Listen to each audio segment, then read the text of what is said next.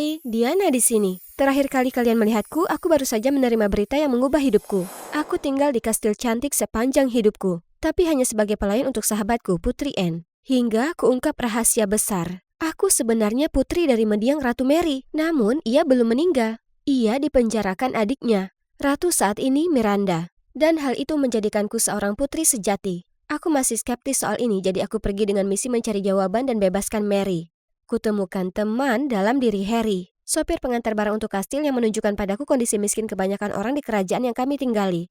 Tapi masalahnya, tak kuberitahu siapapun identitasku hingga ku terima hasil DNA, mengkonfirmasi hubunganku dengan Ratu Mary. Kenapa selama ini kau sembunyikan ini dari kami, rakyatmu? Aku punya alasanku, oke? Dan aku baru tahu tentang ini belum lama ini. Tapi ya, Ratu Mary memang masih hidup. Kemudian aku mulai beritahu Harry dan ayahnya seluruh ceritanya. Aku tahu ini terdengar gila, tapi aku percaya padamu, DNA tak berbohong. Aku minta maaf meragukanmu. Tapi yang penting adalah, kau ini pewaris tahta yang sebenarnya. Kau akan jadi kunci yang akan mengakhiri kekejaman Miranda. Tenanglah dulu, nak. Kita perlu rencana sempurna, kalau tidak itu akan membahayakan nyawa kita. Dan kita tak bisa melakukannya tanpamu, Diana. Tak bisa tidak aku merasa kewalahan. Takdir seluruh negara sekarang ada di pundakku, dan aku tak yakin apa aku siap. Aku butuh waktu sebentar untuk jernihkan pikiran, jadi aku jalan melewati jalanan kota untuk melihat pemandangan yang memilukan hati. Kumohon Diana, bantu kami. Persediaan kami akan habis. Dan segera kami harus bayar upeti ke istana. Bulan depan adalah penobatan Putri Anne. Aku tak tahu harus berkata apa ke mereka. Aku tak bisa janjikan aku akan berhasil. Astaga, aku hanya perlu waktu sejenak pergi dari semua ini. Aku menyelinap ke bukit dan tak lama, Harry menemukanku. Kau tak apa, aku minta maaf kami memberi banyak tekanan padamu. Ketahuilah bahwa kau tak berhutang apapun ke kami, dan terserah jika kau ingin melakukan ini atau tidak. Aku sungguh menghargai itu, tapi ya, aku tahu aku harus lakukan ini. Hanya tak yakin bagaimana. Jangan khawatir, oke? Kita akan cari jalan keluar bersama. Sejenak di sana, aku lupa segalanya saat menatap matanya yang berbinar. Tapi ini bukan waktunya, Diana. Kugelengkan kepala dan saat kubuka lagi mataku, lampu-lampu dari area aristokrat menyala. Saat itulah aku tersadar. Hei, ayo kita minta bantuan ke daerah para bangsawan. Mereka punya sumber daya lebih dari yang mereka butuhkan. Kami sudah coba itu, tapi setiap kali mereka mengirim anjing pemburu untuk mengusir kita. Jadi mereka sama korupsinya dengan Miranda. Kalau begitu kita harus rebut saja dari mereka. Mari kita kumpulkan orang-orang. Pagi berikutnya semua orang berkumpul di alun-alun. Aku sudah melatih pidatoku sepanjang malam dan aku siap. Para penduduk kerajaan kita, dengar aku baik-baik. Bangkit dan rebut kembali apa yang jadi milik kalian dari para bangsawan dan Miranda sang diktator. Kita tak bisa terus tunduk dan bertahan dengan hal ini lagi. Kita harus bersatu dan melawan mereka untuk sumber daya kita. Tapi kita bukan pejuang, mereka akan segera jatuhkan kita. Itu tak akan terjadi, jumlah kita mengungguli mereka jauh. Kita bisa kalahkan mereka jika kita mau. Jadi, apa kata kalian? Tak ada yang menjawab, mereka semua terlihat cemas dan meragukan kata-kataku. Tepat saat itu, beberapa bangsawan yang sedang berjalan dengan anjing pemburu mereka lewat. Hei, apa yang kalian pikir sedang lakukan? Bubar, segera! Lalu mereka lepaskan anjingnya yang menyala ke kerumunan. Orang-orang mulai berteriak ketakutan. Ku coba sebisa mungkin menenangkan mereka dan mengungkap kebenaran. Tak bisa kalian lihat? Orang ini dan ratu hidup dalam kemewahan karena mereka merampok makanan, kekayaan, dan harga diri kita. Apa kalian tahu daging sapi yang susah payah kalian besarkan dipakai untuk apa? Untuk memberi makan anjing-anjing ini. Sementara yang kalian dapat adalah roti berjamur dan kering. Dan kalian terima begitu saja? Apa kalian mau habiskan seluruh hidup kalian tunduk pada orang-orang berdarah dingin ini? Kutahan napasku saat mereka bergumam satu sama lain. Kemudian mereka berdiri tegak, kuat, bersama. Pergi dari kota kami, kalian tak punya kuasa lagi atas kami. Mereka berteriak ke bangsawan, memaksa mereka dan anjing mereka mundur. Orang-orang bersorak saat mereka tinggalkan alun-alun kota. Aku dan Harry saling pandang, tahu kalau kita harus bertindak sekarang. Jadi kami bawa orang-orang menuju penyimpanan makanan para bangsawan untuk rebut kembali semua yang jadi milik mereka. Berita tentang kudeta kami dengan cepat sampai ke Ratu Miranda, yang menerbitkan surat perintah penangkapanku ke seluruh negeri. Aku harus waspada di mana saja aku pergi, tapi untungnya para warga juga menjagaku. Seperti saat para prajurit mendatangiku, Aaron, pemilik toko bunga, menyuruhku untuk sembunyi di gerobak bunga. Saat mereka mendekat, dia menjawab, "Tak ada seorang pun di sini kecuali aku, kalian bodoh. Sekarang minggir dari jalanku." Lalu lanjut mendorong gerobaknya pergi, meninggalkan para prajurit itu kebingungan. Di waktu lain aku sedang kabur lagi dari para bangsawan. Lalu kereta itu mendekat. Supirnya menyuruhku naik, lalu memberiku seragam dan kumis palsu. Dan voila, kami membuat bingung para bangsawan itu. Tapi ada begitu banyak lagi pengalaman seperti itu dengan antek-antek Miranda. Cuma masalah waktu sebelum mereka menangkapku. Jadi kami harus gulingkan Miranda sebelum itu terjadi. Di waktu yang sama, kami juga perlu sumber makanan yang stabil untuk orang-orang. Aku tahu dana istana seperti punggung tanganku, jadi kami susun rencana untuk menyelinap masuk. Dan kami harus beraksi sebelum upacara penobatan. Saat Anne seharusnya naik tahta. Jika tidak, Anne hanya akan jadi boneka Miranda, dan negara ini akan menanggung kekejamannya beberapa dekade lagi. Ini satu-satunya kesempatan kami karena keamanan istana akan paling rentan karena semua orang akan berkumpul di kapel mempersiapkan penobatan. Ini waktunya untuk mengakhiri ini sekali untuk selamanya. Malam sebelum penobatan, kami menyelinap ke kastil sesuai rencana. Kupimpin sekelompok orang menyamar sebagai pembantu turun ke penjara bawah tanah untuk selamatkan Ratu Mary. Sementara Harry memimpin sisanya ke gudang penyimpanan untuk menguasai penyimpanan makanan terbesar di istana agar musuh menyerah sepenuhnya. Tapi saat kami tiba di penjara bawah tanah, Miranda sudah ada di sana. Diana, apa yang kau lakukan di sini? Lari, sekarang. Diamlah, Kak. Aku sedang menunggu keponakanku. Bagaimana kau tahu aku di sini? Apa kau sungguh percaya kau bisa lakukan rencana pengkhianatan yang bodoh ini tanpa sepengetahuanku? Kurasa kau sungguh tak lebih dari pembantu dungu. Penjaga, bawa mereka keluar. Aku berbalik dan melihat para penjaga menyeret Harry dan timnya keluar sel. Para penjagaku sudah menangkap krumu yang lain di gudang. Ini waktunya mengakhiri pemberontakanmu yang konyol. Kecuali kau lebih suka mereka diusir saja dari kerajaan. Lakukan yang kau mau denganku, tapi biarkan orang-orang ini. Miranda menyeringai mendengar kata-kataku dan memerintahkan penjaga menjebloskanku dan yang lain ke sel.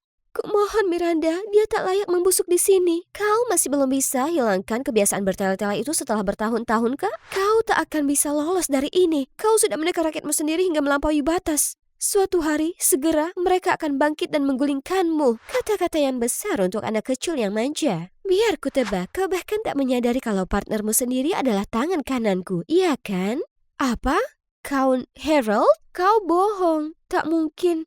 Harry? Kenapa kau berdiri saja di sana? Katakan sesuatu. Tapi dia hanya berpaling dengan rasa malu. Jadi ini benar? Dia berpura-pura berada di pihak rakyat selama ini? Bagaimana dengan keluarganya? Aku minta dia menyerahkanmu sebagai ganti jaminan keamanan keluarganya dan pasokan makanan seumur hidup. Dan dia setuju. Dia tak punya kewajiban padamu sekarang. Dia sudah bertunangan dengan Putri Anne. Bertunangan? Kau akan punya waktu seumur hidup di penjara bawah tanah untuk memikirkan itu, anak manja. Harold, ayo pergi. Aku kebingungan saat tiba-tiba ku dengar suara yang tak asing bergema melalui penjara bawah tanah. Diana, di mana kau? Anne, apa itu kau?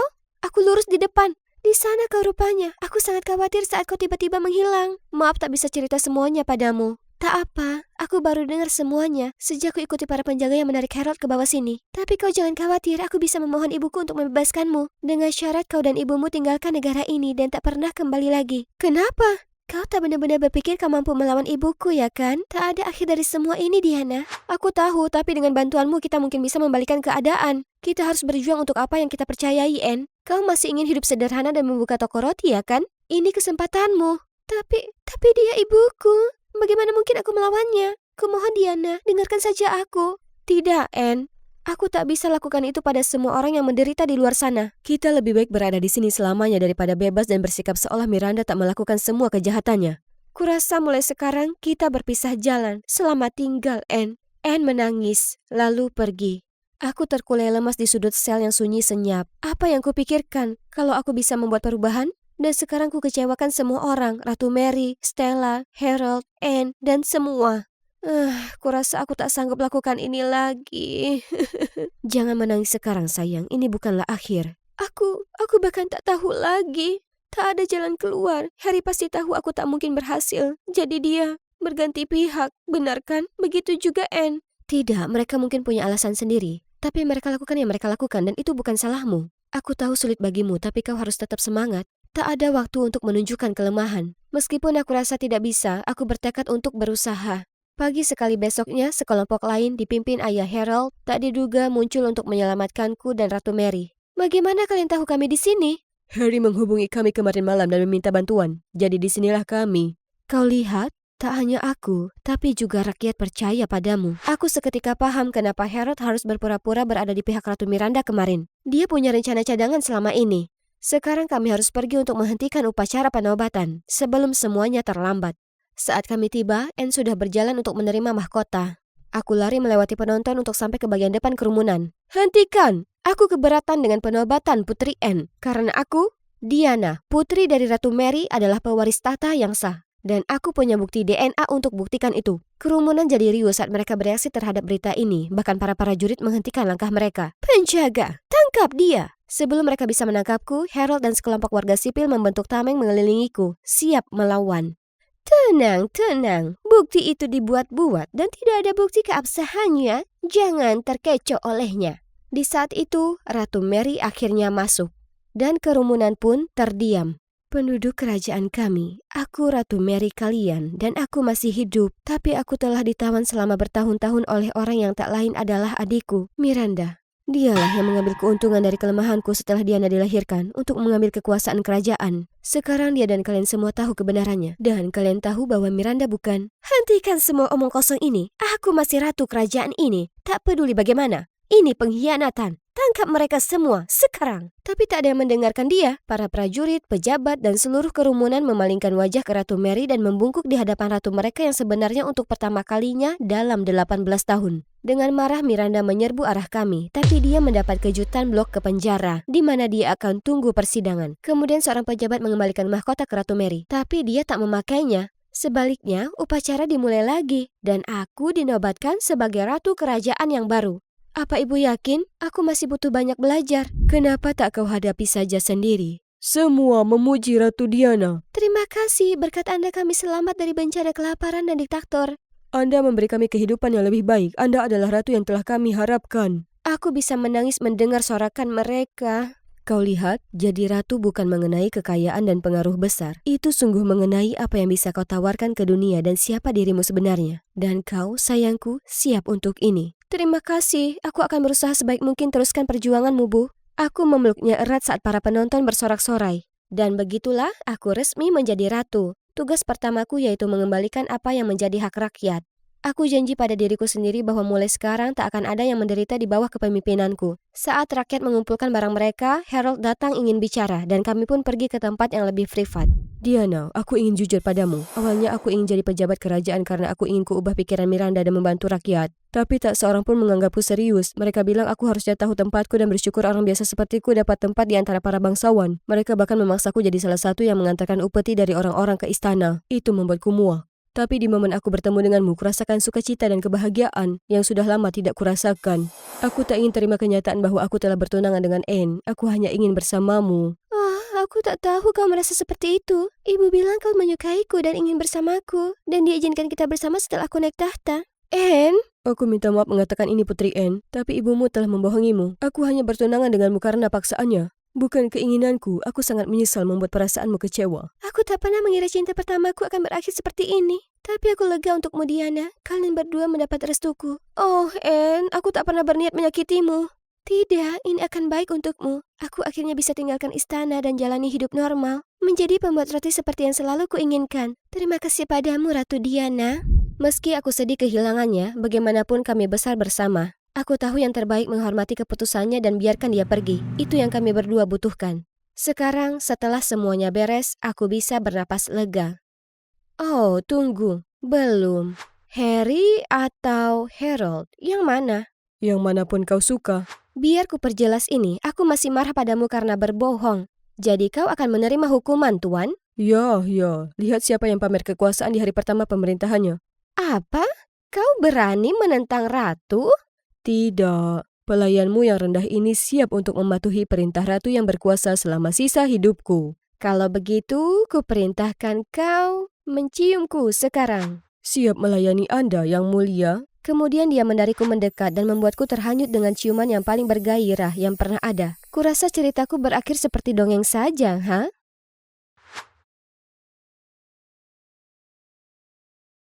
Saat itu hari Sabtu di klub lingkunganku. Lihat teman-temanku sedang ngobrol, jadi aku segera mendekat bergabung. Bagaimana dengan Walmart? Walmart? Kalian nongkrong di sana? Boleh aku ikut? Aku suka sekali melihat barang di dinding. Hah? Kenapa semua orang melongo padaku seperti alien? Oh, Walmart. Ya, aku hanya bercanda. Silakan bersenang-senang di sana. Kalian mungkin mengira apa cewek ini tinggal di balik batu? Bagaimana mungkin dia tak tahu Walmart?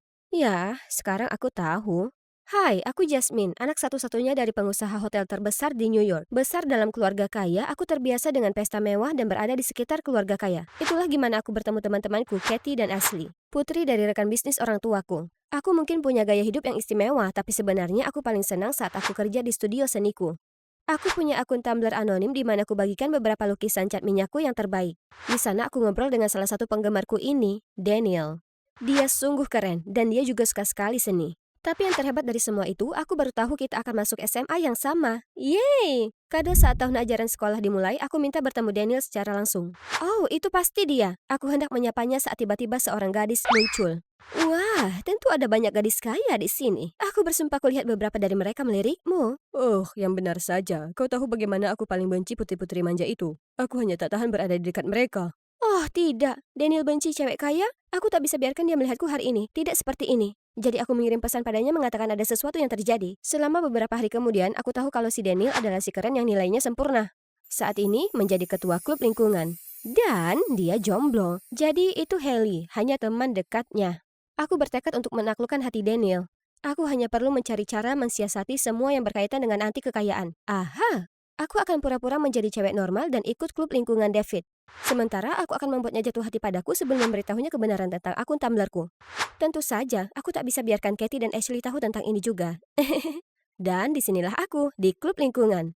Aku langsung mendekati Daniel dengan permen, tapi kau tahu betapa buruknya kemasan untuk planet ini? Lagi pula, Dan tak suka permen. Di saat makan siang di luar kebiasaan, ku pesan makanan cepat saji. Tapi saat hendak mengambilnya, kulihat semua bergosip dengan sesamanya tentang buruknya orang yang berani pesan makanan dengan pembungkus plastik sekali pakai.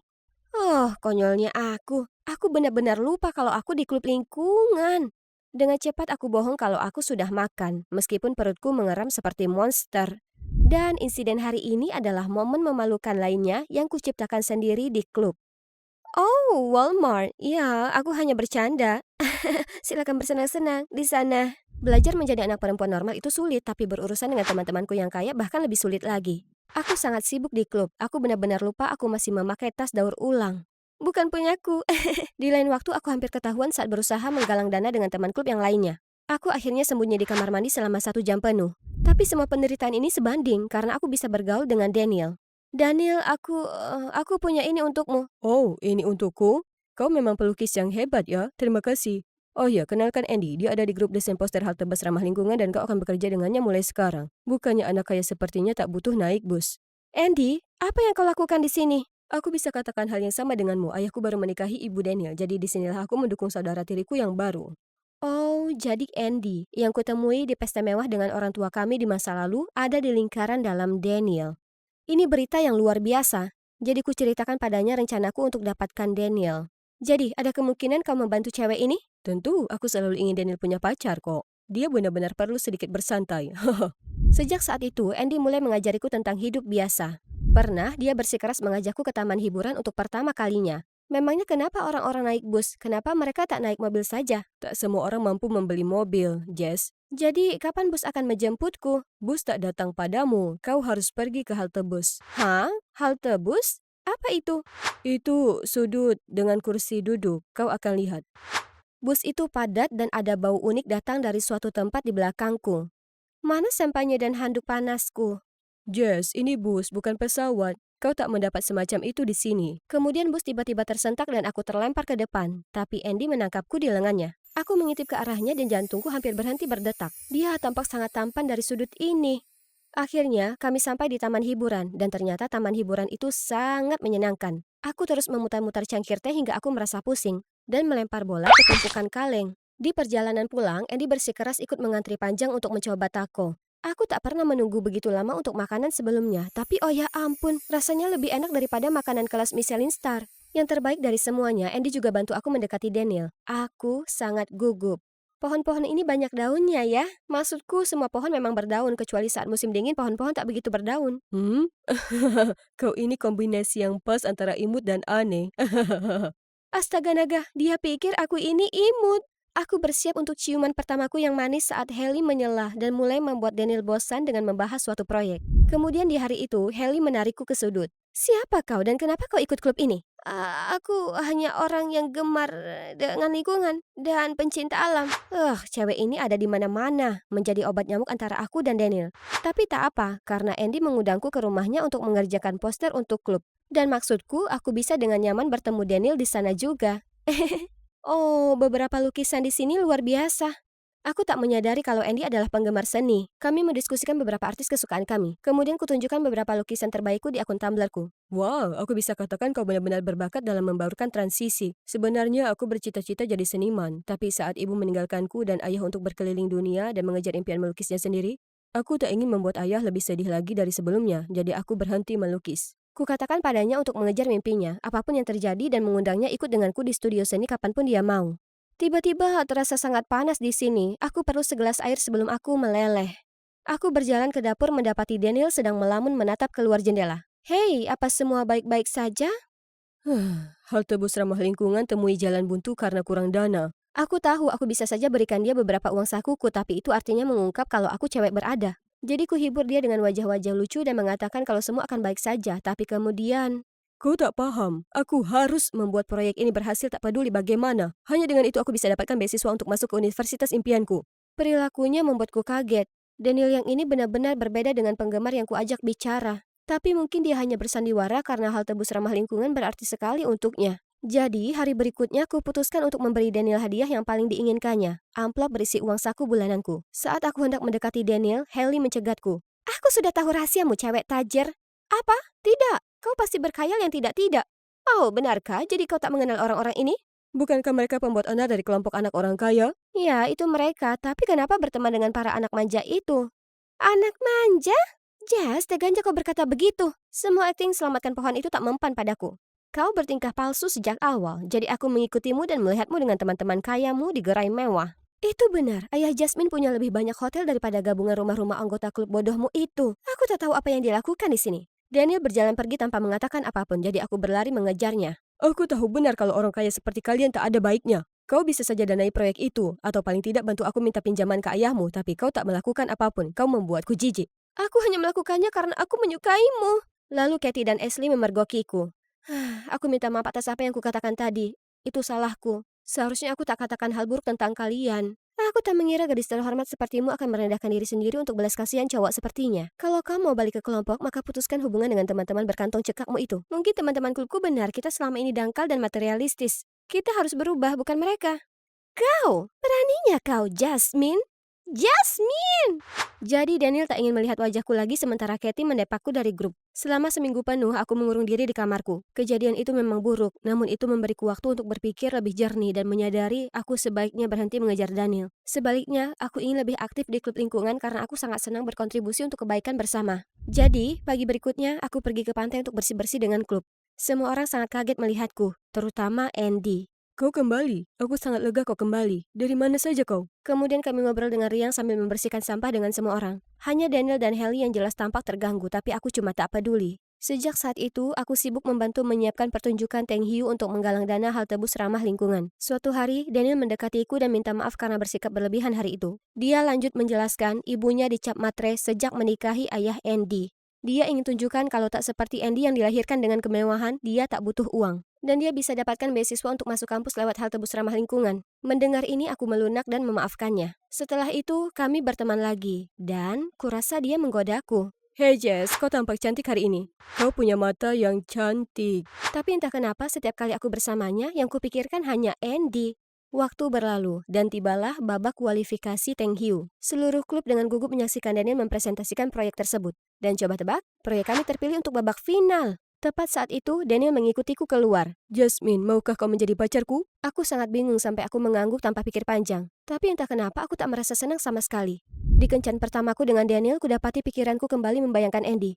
Parahnya lagi, aku merasa dia menghindariku. Beberapa hari kemudian, aku mengadakan pesta ulang tahunku ke-16. Semua temanku dari klub lingkungan ada di sana, kecuali Andy. Kemudian, Daniel naik ke atas panggung.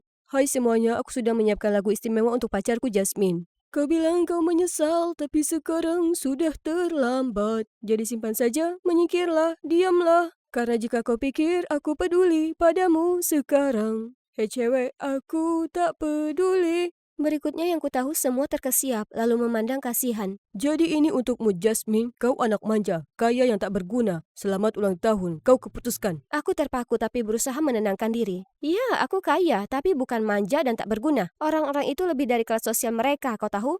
Tiba-tiba kulihat sebuah tinju melayang di udara. Itu Andy yang meninju Daniel. Kau bajingan, kau akan membayar untuk ini. Kemudian dia menuntunku pergi. Andy mendudukanku di bangku dan aku tak bisa berhenti menangis.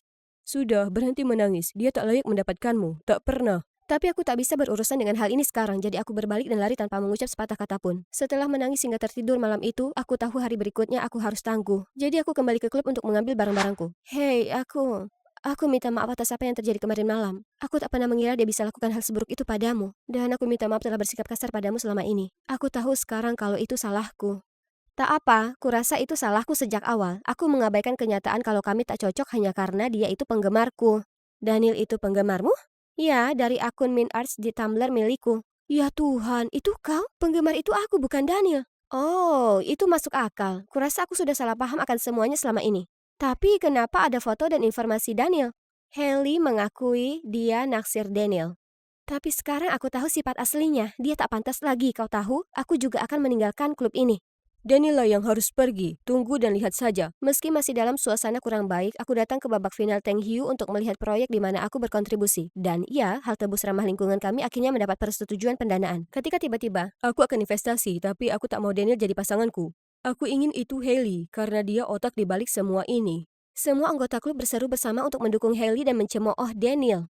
Bagaimana dengan kesepakatan kita? Kau bilang ayahmu akan berinvestasi ke proyekku kalau kuputuskan Jasmine di depan umum. Aku juga tak tahu, mungkin itu karena kau benar-benar payah. Momen berikutnya, ayah Katie berada di antara mereka. Untungnya, Andy memberitahu saya tentang kontribusi Hailey dalam proyek ini. Jika tidak, saya akan membuat kesalahan besar dengan mendanai oportunis. Sedangkan kau, Katie, bagaimana mungkin kau berlaku begitu ke teman? Kau akan terima hukumanmu di rumah. Setelah pertunjukan selesai, aku berjalan-jalan dengan Andy. Jadi, ini rencanamu selama ini, ha? Daniel sudah keterlaluan kali ini. Aku perlu memberinya pelajaran dan, Jess, aku sudah menyukaimu sejak kita mulai berteman. Tapi dengan bodoh aku setuju untuk membantumu mendapatkan Daniel. Ini begitu mendadak. Aku tak tahu, Andy. Aku janji menjagamu sejak saat ini. Tolong beri aku kesempatan. Andy, sebenarnya aku juga menyukaimu, tapi diriku yang bodoh ini terus memberitahu.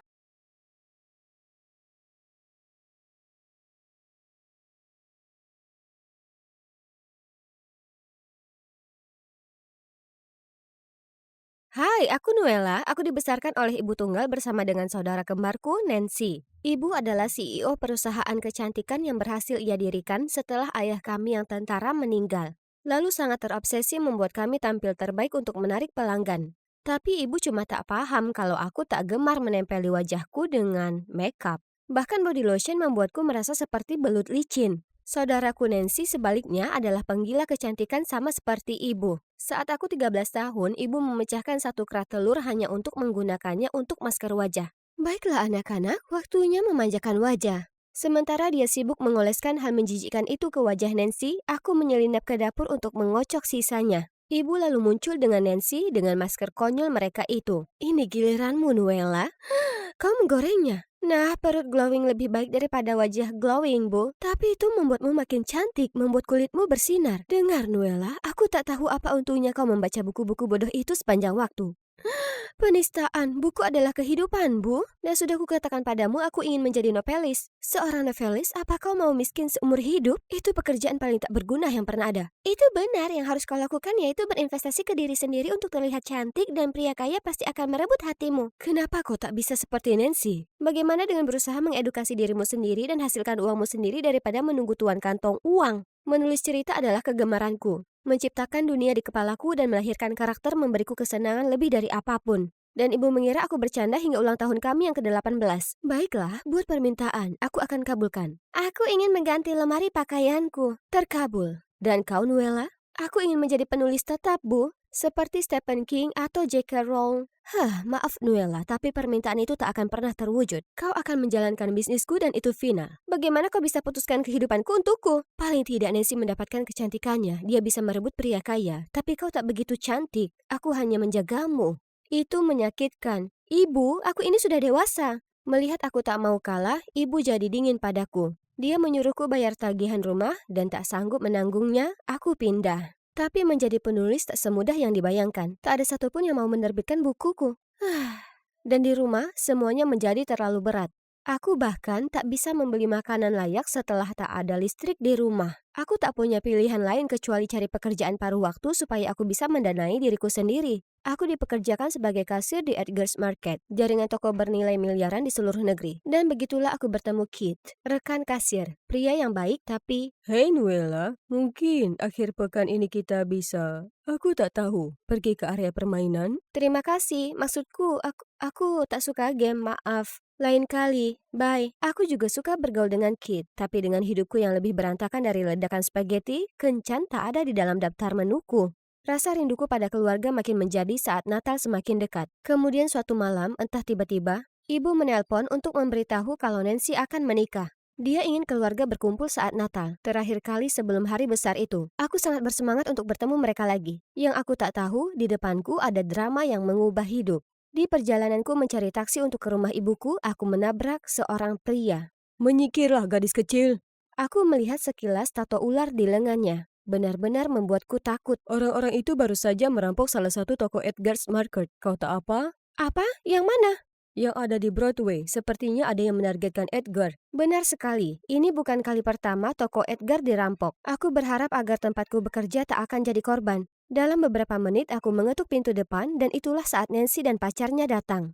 Sebelum sempat kusapa, ibu membuka pintu dan memusatkan perhatian ke Nancy seolah aku tak terlihat. Nancy sayangku, aku sangat merindukanmu. Apa ini mobilmu? Itu mobil Rian, ibu. Tak mungkin. Hai Rian, selamat datang di keluarga. Masuklah, kau pasti lelah mengemudi. Ibu bahkan tak memperhatikan kehadiranku.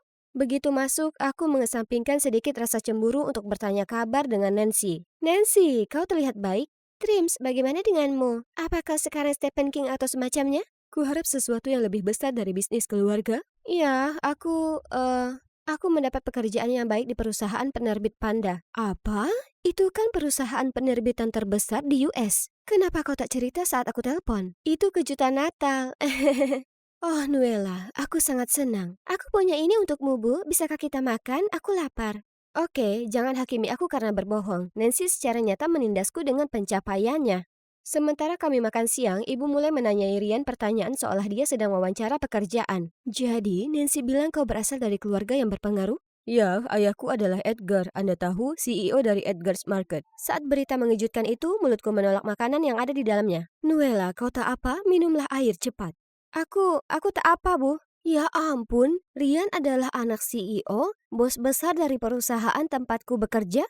Tapi sepertinya dia tak mengenaliku. Masuk akal karena kami tak pernah bertemu karena departemenku ada di bagian bawah hierarki organisasi. Tapi bagaimana bisa aku bekerja sama dengannya di bawah atap yang sama tanpa ketahuan? Kuhabiskan sebagian besar malam itu memikirkan solusi. Dan sebelum pagi tiba, aku sudah punya rencana besar. Dan rencana pertama itu dimulai dengan Kit yang menekan bel pintu kami. Halo, apakah Nona Nuela ada di dalam? Saya Kit, sopirnya. Sopir? Oh, kulihat kalian bertemu sopirku. Hanya salah satu dari banyak keuntungan bekerja di penerbit Panda. Sampai nanti. Segera saat kami tinggalkan rumah, aku berganti ke seragam kerjaku. Kit, kau penyelamat. Ada apa dengan semua drama ini? Apa salahnya memberitahu mereka kau adalah kasir? Kau tak akan mengerti. Aku tak bisa biarkan Nancy berada di atas angin sepanjang waktu. Dia punya segalanya berjalan mulus di hidupnya, dan aku tak punya apa-apa. Kau punya aku, Nuela. Kau mau minum kopi sebentar? Tentu. Di hari yang sama, kami sibuk di kantor. Saat Rian berjalan masuk, bertingkah seperti bos ke semua orang. Cepat, Kit, tutupi aku. Ada apa? Itu cuma anak CEO. Dia yang dipacari Nancy. Jika dia lihat aku, dia akan buka kedokku. Apa kau yakin dia mengencani Nancy? Karena dia berhubungan dengan manajer kita sekarang. Rian menduakan adikku dengan manajer kami? Aku mengintip di balik konter dan saat itulah kulihat Rian mojok dengan Katie si pirang. Aku mendekati rak di mana Rian berada, pura-pura menata sambil menguping. Penginapan Starlight 8 malam. Jangan terlambat, tampan. Jadi pria ini mentigakan adikku dengan manajer dan Katie? Aku sangat terkejut. Aku hampir membongkar penyamaranku, tapi aku kabur sebelum aku bisa terlihat. Aku bergegas pulang untuk memberitahu Nancy. Nancy, Rian itu tukang main perempuan. Kulihat dia dengan gadis. Kau melihatnya? Di mana? Kok bisa? Kau buntuti tunanganku? Tidak, aku... Sial, aku tak bisa beritahu dia aku kerja untuk perusahaan milik keluarganya. Aku dengar orang-orang mengatakan hal buruk tentangnya. Kau tahu? Hal yang sangat buruk. Mendengarkan rumor ya? Kau harusnya tahu lebih baik dari itu. Kurasa rasa irinya membuatnya tak berpikir jernih. Bukannya senang untukku, kau sibuk mengintai dan cari-cari keburukan dari tunanganku. Yang benar saja, Nuela. Jika aku tahu kau akan mengacaukan semangat Natal ini bagi kita semua, aku tak mungkin mengundangmu. Minta maaf sekarang. Tak mau. Dia itu ular. Aku bersumpah aku... Tutup mulutmu. Jika kau melanjutkan omong kosong ini, sebaiknya kau kemasi barangmu keluar dari sini. Sekarang keluarlah. Seolah lantai itu terbelah di bawahku. Aku merasa ditolak, lalu kemudian Rian datang dan menunjukkan padaku identitas pekerjaanku. Bagaimana kau dapatkan itu? Jadi kau kerja di Edgar Store? Apa yang terjadi dengan penerbit Panda? Bukan urusanmu. Keluar! Kau punya nyali mengata-ngataiku, padahal kau sendiri palsu. Lakukan aksi itu lagi, aku akan memberitahu semua orang kalau kau hanya kasir rendahan. Terkekeh dengan jahat, Rian beranjak pergi. Terjebak dan berusaha meredakan ketegangan, aku minta maaf pada Rian dan Nancy, memberikan keuntungan dari keraguan itu. Tapi malam itu, dia membalas lagi keraguanku di depan wajahku saat aku mencuci piring. Dengar, aku tahu kenapa kau sangat cemberut. Aku minta maaf, sekarang menjauhlah dariku. Tapi kamu naksir aku, ha? Jika itu membuatmu nyaman, aku juga suka padamu. Kau sangat unik. Ayo kita jalan, Nancy tak akan tahu. Kutahan keinginan untuk memukulnya dengan panci. Sudah pasti. Dia bajingan dan Nancy perlu tahu. Jadi kuputuskan untuk ikut bermain. Mungkin aku bisa menjebaknya dan tunjukkan ke Nancy bukti kejahatannya. Oh Rian, dari mana kau tahu? Sejak aku menatapmu, aku membayangkan tentang kita. Kalau begitu ayo kita keluar besok malam, aku akan SMS alamatnya padamu. Bingo! Dan itulah bagaimana ku dapati diriku berdandan untuk kencan sepulang kerja keesokan harinya. Wah, kau tampak menawan. Kau mau kemana? Pujian Kit membuatku merasa berbunga-bunga. Untuk pertama kalinya sejak lama aku merasa cantik.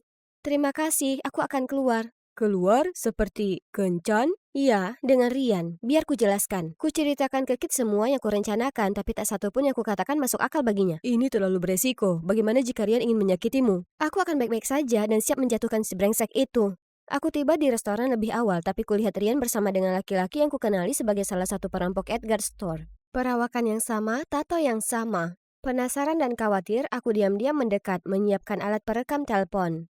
Beritahu yang lain, kita serang yang di Jalan New City malam ini. Si tua Edgar itu berani macam-macam denganku. Kita lihat apa dia suka toko-tokonya dijarah. Ya, bos, kita akan siap. Rian menyewa para gangster ini untuk merampok tokonya sendiri? Pria ini seorang psikopat. Nuela, sayang, kau tampak cantik. Tak seperti Kit, pujian Rian membuat kulitku merinding dan pelukannya membuat perutku mulas. Kau akan merampok toko ayahmu? Apa itu juga perbuatanmu, merampok toko di Broadway tempo hari? Itu tokoku di masa depan. Anggap saja aku mengambil gaji di awal. Kau tak akan mengadu, kau tahu apa yang jadi taruhannya. Sayang sekali, sekarang kurasa keselamatan adikku lebih penting daripada harga diriku. Rian berusaha menangkapku, tapi aku menggigit lengannya dan kabur, meninggalkannya mendekap lengannya kesakitan. Aku segera pulang untuk menceritakan tentang Rian. Nancy, Rian itu, tapi aku disambut dengan tamparan keras. Itu karena mencuri lelakiku. Apa? Aku tidak... Temanku melihatmu di restoran dengannya. Aku hanya berpura-pura. Kau tahu apa lagi? Aku menelpon penerbit Panda hari ini, tapi mereka bilang tak ada seorang pun bernama Nuela bekerja di sana. Ternyata kau bekerja di toko sebagai kasir?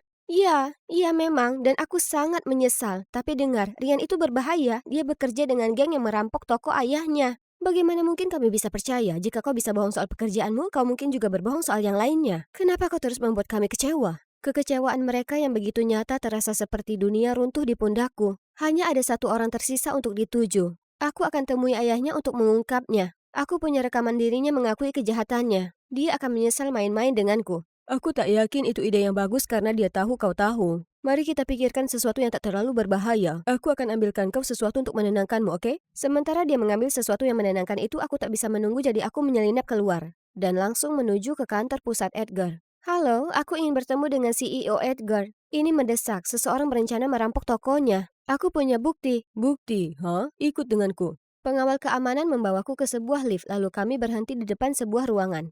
Bos, ada seseorang di sini untuk bertemu dengan CEO soal perampokan toko. Dia punya bukti. Pintu terbuka, dan bukannya ayah Rian, aku sedang menatap. Rian? Aku berusaha lari tapi mereka menangkapku dan mendorongku masuk. Aku sangat ketakutan, seharusnya aku mendengar Kit. Kau penyihir kecil karena kau Nancy mencampakkan aku dan sekarang kau melaporkan ke ayahku. Beraninya kau. Dia membuat keputusan yang benar, kau sangat jauh dari kriteria pacar. Ekspresi marah di mata Rian mengatakan bahwa aku akan tamat. Tapi tiba-tiba Kit menerobos masuk seperti superhero bersama dengan 2 polisi dan menyelamatkan hari itu. Jangan bergerak, polisi. Apa kau baik-baik saja? Aku mengangguk dan memeluk Kit dengan lega. Bahunya yang lebar membuatku tenang dan aku tahu aku aman. Kau mungkin sekalian saja menukar telingamu dengan yang lain. Maaf, Kau tak pernah mendengarkan, selalu tak sabaran. aku tahu, bla bla bla. Kenapa kau keras kepala? Aku membungkamnya dan itu terasa begitu benar. Ternyata ayahnya pernah mengusir Rian karena kebiasaan menyimpangnya. Namun alih-alih membuka lembaran baru, Rian malah membentuk geng mengincar toko-toko ayahnya. Sekarang Edgar berencana memberinya hukuman penjara untuk meredamnya. Berita petualangan heroiku menyebar seperti api, hingga sampai ke keluargaku bahkan sebelum aku sampai di rumah. Saat aku masuk ke rumah, ibu dan Nancy memelukku seakan aku pergi setahun. Aku menyesal salah menilaimu selama ini. Kau hanya menjagaku. Tapi aku sangat kaget dan patah hati hingga marah padamu padahal sebenarnya Rian yang brengsek selama ini. Aku menyayangimu, Kak. Dan aku sangat menyesal karena berbohong. Aku hanya ingin ibu juga bangga padaku. Tapi aku bangga padamu, Nuella. Aku hanya, setelah kesulitan yang kualami karena kehilangan ayah kalian, uang jadi hal terpenting dalam hidupku. Kupikir hanya itu kebahagiaan sejati. Jadi kudorong kalian mendapatkannya. Tapi aku sekarang sadar aku salah. Bayangkan jika Nancy menikahi Rian. Betapa tak bahagianya dia nanti. Entah kau kasir atau Stephen King, aku tidak peduli. Aku hanya ingin kalian bahagia. Selamat Natal sayangku. Itu momen terbaik dalam hidupku. Akhirnya kami dapat saling memahami. Rujuknya kami ternyata membawa keberuntungan karena pada malam Natal, aku mendapat telepon dari produser film yang ingin mengadaptasi novelku menjadi film. Kontrak itu akan dibayar jutaan. Akhirnya aku membuat terobosan besar sebagai penulis. Kami merayakan Natal spesial itu dengan makan besar. Dan astaga, apa ibuku dan Nancy terkejut saat Kit muncul? Apa yang sopirmu lakukan di sini? Sopir? Tidak, semuanya kenalkan Kit. Temanku yang ngomong-ngomong baru saja dipromosikan sebagai manajer umum Edgar's Market. Ya, itu sudah diputuskan oleh Edgar, sang CEO. Selamat datang di keluarga kami, Kit.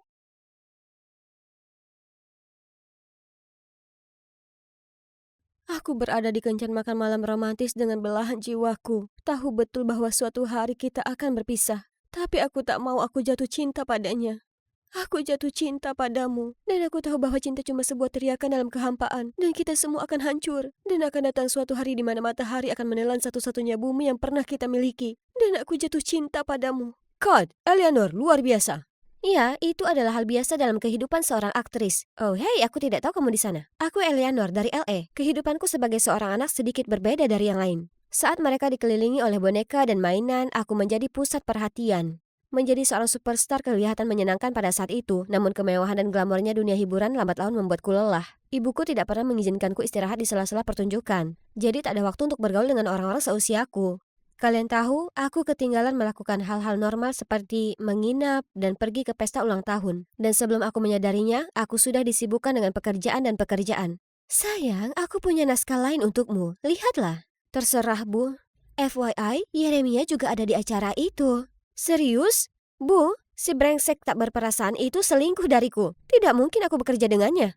Eleanor, profesional sedikit. Aku sudah menandatangani kontrak. Lagi pula, koleksi Bentley milik ibu masih belum ada koleksi emas berkilau ini. Aku tidak peduli dengan mobil bodohmu. Berhentilah memperlakukanku seperti sapi perah untuk gaya hidup mewahmu, Bu. Ibu kadang sangat keterlaluan. Dia mendiktekan segalanya. Tapi kenapa repot-repot sekarang? Tidak ada dunia hiburan, tidak ada perintah ibu, aku bisa melakukan apapun yang ku mau. Selamat tinggal salad dan halo kue coklat. Namun tiba-tiba sesosok tubuh gelap berlari ke arahku dan merampas tasku. Aku kehilangan keseimbangan, kepalaku terbentur hidran pemadam kebakaran. Dan kemudian semua menjadi gelap. Astaga, kepalaku berputar-putar. Aku membuka mataku dan melihat seorang pria tampan membungkuk di atasku. Hei, kamu baik-baik saja? Apa aku sedang bermimpi? Karena pemandangan ini benar-benar seperti mimpi. Tidak, ini nyata. Kamu ada di panti asuhan. Aku menemukanmu pingsan tadi malam, jadi aku membawamu ke sini. Permisi, panti asuhan? Aku tidak bisa berada di tempat seperti ini. Tapi tunggu, ponsel dan dompetku? Sial, Pencuri itu mencuri tasku beserta semuanya. Sepertinya aku perlu menunda sedikit rencana hidup mandiriku. Lebih baik aku menelpon ibu. Hei, ada telepon yang bisa kupinjam?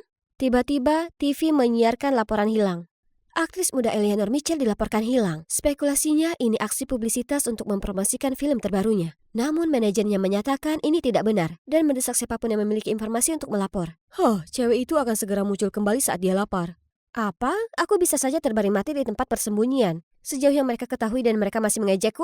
Aku sudah selesai dengan semua ini. Selama tinggal dunia hiburan, aku benar-benar meninggalkan dunia yang berubah-ubah itu. Jadi, aku bertanya kepada manajer panti asuhan apakah aku bisa tinggal di sini dan membantu. Saat itu, sekelompok anak-anak dengan ribut berlari ke arahku dan mengelap tangan mereka di bajuku. Tidak, baju channel spesialku. Kak, ayo main bersama kami. Apa aku terlihat seperti pengasuh bagimu? Pergi cuci tanganmu anak-anak kotor. Hush, hush. Kamu seharusnya pergi bermain dengan mereka. Aku lupa tentang itu. Aku menjauh dan menemukan sekelompok anak lain mencipratkan lumpur kemana-mana. Apa mereka melatih sekelompok petani atau semacamnya? Keesokan paginya, suara pekikan aneh ini mengagetkanku. Ini masih jam 6 pagi. Dengan lesu aku menyeret kakiku keluar ruangan. Orang-orang langsung melemparkan tatapan menghakimiku. Aku kira hari pertama aku bekerja dimulai dengan cara yang salah. Aku hampir tidak punya waktu untuk menyesap kopi sebelum mereka menyuruhku mencuci dengan tangan. Ini bukan zaman kegelapan. Pernahkah mereka mendengar tentang mesin cuci? Salah satu staf merasa kesal denganku dan mengusirku. Baiklah, aku akan membantu di dapur. Kupas setengahnya. Mudah sekali, beri aku waktu beberapa menit. Voila, aku baik-baik saja kan? Tapi entah kenapa mereka masih marah padaku. Tidak ada pilihan lain, aku menuju ke kamar anak-anak. Tapi tempat ini benar-benar kacau. Aku sungguh berharap aku memiliki penutup telinga. Tiba-tiba, aku merasakan seseorang memegang kakiku. Aku menunduk untuk melihat sepasang mata anak anjing yang lucu. Kak, bolehkah aku mencicipinya? Bagaimana aku bisa mengatakan tidak pada hal itu? Tapi begitu aku memberinya kue, wajahnya berubah menjadi seringai jahat. Gadis itu mengambil sepotong besar dengan tangan kosong, lalu menghantamkannya ke wajah anak lain dan pertarungan kue pun dimulai. Caleb membuka mulutnya untuk mengatakan sesuatu dan sepotong besar kue terbang ke dalamnya. Ya Tuhan, Caleb, apa kamu baik-baik saja? Aku tidak tahu mereka akan mengacaukan kuenya. Kamu melakukan ini? Kamu akan menerima akibatnya. Dia mengambil kue itu dan mulai mengejarku ke seberang ruangan. Apa? Ini sangat tidak profesional. Benar, itu saja. Awas, Caleb. Oke, jadi manajernya tidak terlalu senang dengan kami. Tapi sejujurnya, itu adalah hal paling menyenangkan yang pernah aku alami. Lagi pula, setelah adu kue, anak-anak sepertinya menyukaiku. Setiap kali mereka melihatku, mereka menempel di kakiku dan memintaku untuk bermain dengan mereka. Suatu hari aku sedang berada di taman merawat bunga ketika gadis kecil ini berlari ke arahku sambil menangis. Oh, Labu, ada apa? Bella diadopsi beberapa hari yang lalu, tapi mereka baru saja membawanya kembali. Kasihan, aku hanya bisa menariknya ke dalam pelukan hangat dan menepuk punggungnya. Tahukah kamu apa yang paling didambakan anak-anak di dunia ini? Bukan mainan baru atau pakaian mahal. Mereka hanya menginginkan cinta. Cinta? Aku tidak pernah mengira sesuatu yang begitu sederhana bisa terasa begitu sulit dijangkau oleh anak-anak ini. Kalau begitu, Eleanor ini akan memastikan mereka akan dihujani cinta mulai sekarang. Masih ada beberapa masalah, tapi untungnya aku punya Caleb yang siap membantu. Lalu suatu malam, aku sedang duduk di luar sambil memandangi cakrawala ketika Caleb datang. Dia mencondongkan tubuh ke arahku dan menarik sesuatu dari pipiku. Ups, anak-anak mungkin terjebak saat aku tidur. Itu tanggung jawabmu karena telah memberi mereka buku stiker. Eleanor, aku senang kamu ada di sini. Aku sangat menyukaimu dan aku jatuh cinta padamu. Maukah kamu menjadi pacarku? Wah, aku tidak menyangka hal itu. Tapi Caleb adalah pria yang baik. Jadi bersamanya masuk akal, ya kan? Dan hari-hari berikutnya sungguh luar biasa. Kami semakin mengetahui banyak hal tentang satu sama lain. Oh, ada sesuatu yang mungkin membuatmu terkejut tentangku. Aku dulunya seorang aktris. Oh, aku tidak menyangka. Menurutku dunia hiburan itu agak beracun. Maaf kamu merasa seperti itu, tapi percayalah aku tidak tertarik lagi. Bagus, karena mereka semua adalah orang-orang brengsek sok yang berpikir bahwa mereka jauh lebih baik daripada orang lain. Menurutku itu kasar, tapi dia benar. Bagaimanapun aku sudah menemukan cinta seperti dongeng di sini. Tapi sejujurnya, aku merindukan set yang rumit, kostum yang memukau, lampu studio yang mempesona, dan perasaan berubah menjadi karakter yang berbeda. Jadi terkadang aku memainkan peran putri Disney untuk anak-anak. Namun suatu saat, Caleb menyerang kami.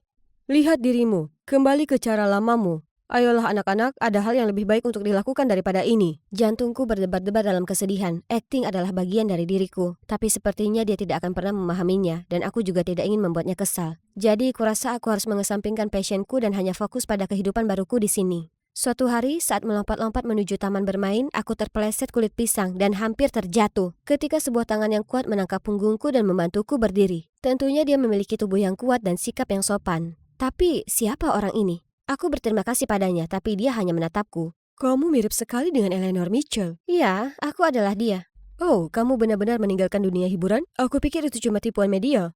Apa kesepakatannya? Apakah dia seorang reporter yang datang ke sini untuk menggali informasi? Oh, maaf, hanya bercanda. Tapi apakah kamu serius ingin berhenti berakting? Kamu punya bakat, yang kamu butuhkan hanyalah naskah bagus yang bisa kamu gunakan, bukan naskah buruk yang telah diberikan kepadamu. Hah? Apa itu dianggap sebagai pujian? Ternyata dia adalah Frederick, seorang penulis skenario muda yang datang ke panti asuhan untuk mencari inspirasi dan membantu. Dia bahkan mendirikan teater mini agar anak-anak mendapatkan pengalaman sinematik pertama mereka. Seperti yang kamu lihat, segala sesuatu mungkin terjadi di film, bahkan impian kita yang paling ajaib pun bisa menjadi kenyataan. Aku tiba-tiba teringat mengapa sinema telah memikat hatiku. Ini membuka penonton ke berbagai perspektif dan dunia. Ini adalah bioskop yang aku sukai dan impikan untuk menjadi bagiannya. Dan mungkin itu sebabnya aku tertarik pada Fred. Ia mungkin tampak sedikit main-main, tetapi ketika berbicara tentang film, dia berubah menjadi orang lain. Aku tidak dapat menyangkal bahwa hasratku untuk berakting dihidupkan kembali oleh berbagi yang tulus. Maksudku, semua orang menyukai Fred. Lihat, ya, mungkin tidak semua orang.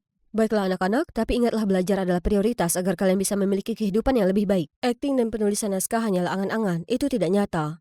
Ya, belajar itu penting, tapi seni adalah tujuan hidup kita yang membina kita dari dalam. Seni tidak ada nilainya. Menginvestasikan uang dalam seni seperti membuangnya keluar jendela. Ada orang yang hampir tidak punya apa-apa untuk dimakan. Kenapa tidak menggunakan uang itu untuk membantu mereka? Astaga, cowok ini, mereka tampak siap memulai perkelahian, tapi aku harus maju dan menghentikan mereka. Setelah hari itu, Caleb dan Fred terus-menerus saling melontarkan tatapan kotor. Aku mencoba menenangkan Caleb, tapi dia marah padaku tanpa alasan. Segalanya menjadi lebih buruk di antara mereka dan aku merasa canggung dengan Fred. Biarkan saja dia, aku tidak ingin masalahnya sampai di antara persahabatan kita. Ngomong-ngomong, aku punya sesuatu untukmu. Dan dia menunjukkan naskah barunya dan meminta saran dariku. Dan coba tebak, naskahnya sebenarnya didasarkan pada kehidupanku di panti asuhan. Dia terinspirasi oleh perjalananku di sini. Naskahnya sangat indah dan aku merasa dilihat dan dipahami meskipun kami baru bertemu belum lama ini. Lalu entah dari mana, Caleb dengan marah berlari ke arah kami. Apa yang kamu lakukan? Dia mencoba menyeretku pergi tetapi Fred menghentikannya. Hei, kamu menyakitinya.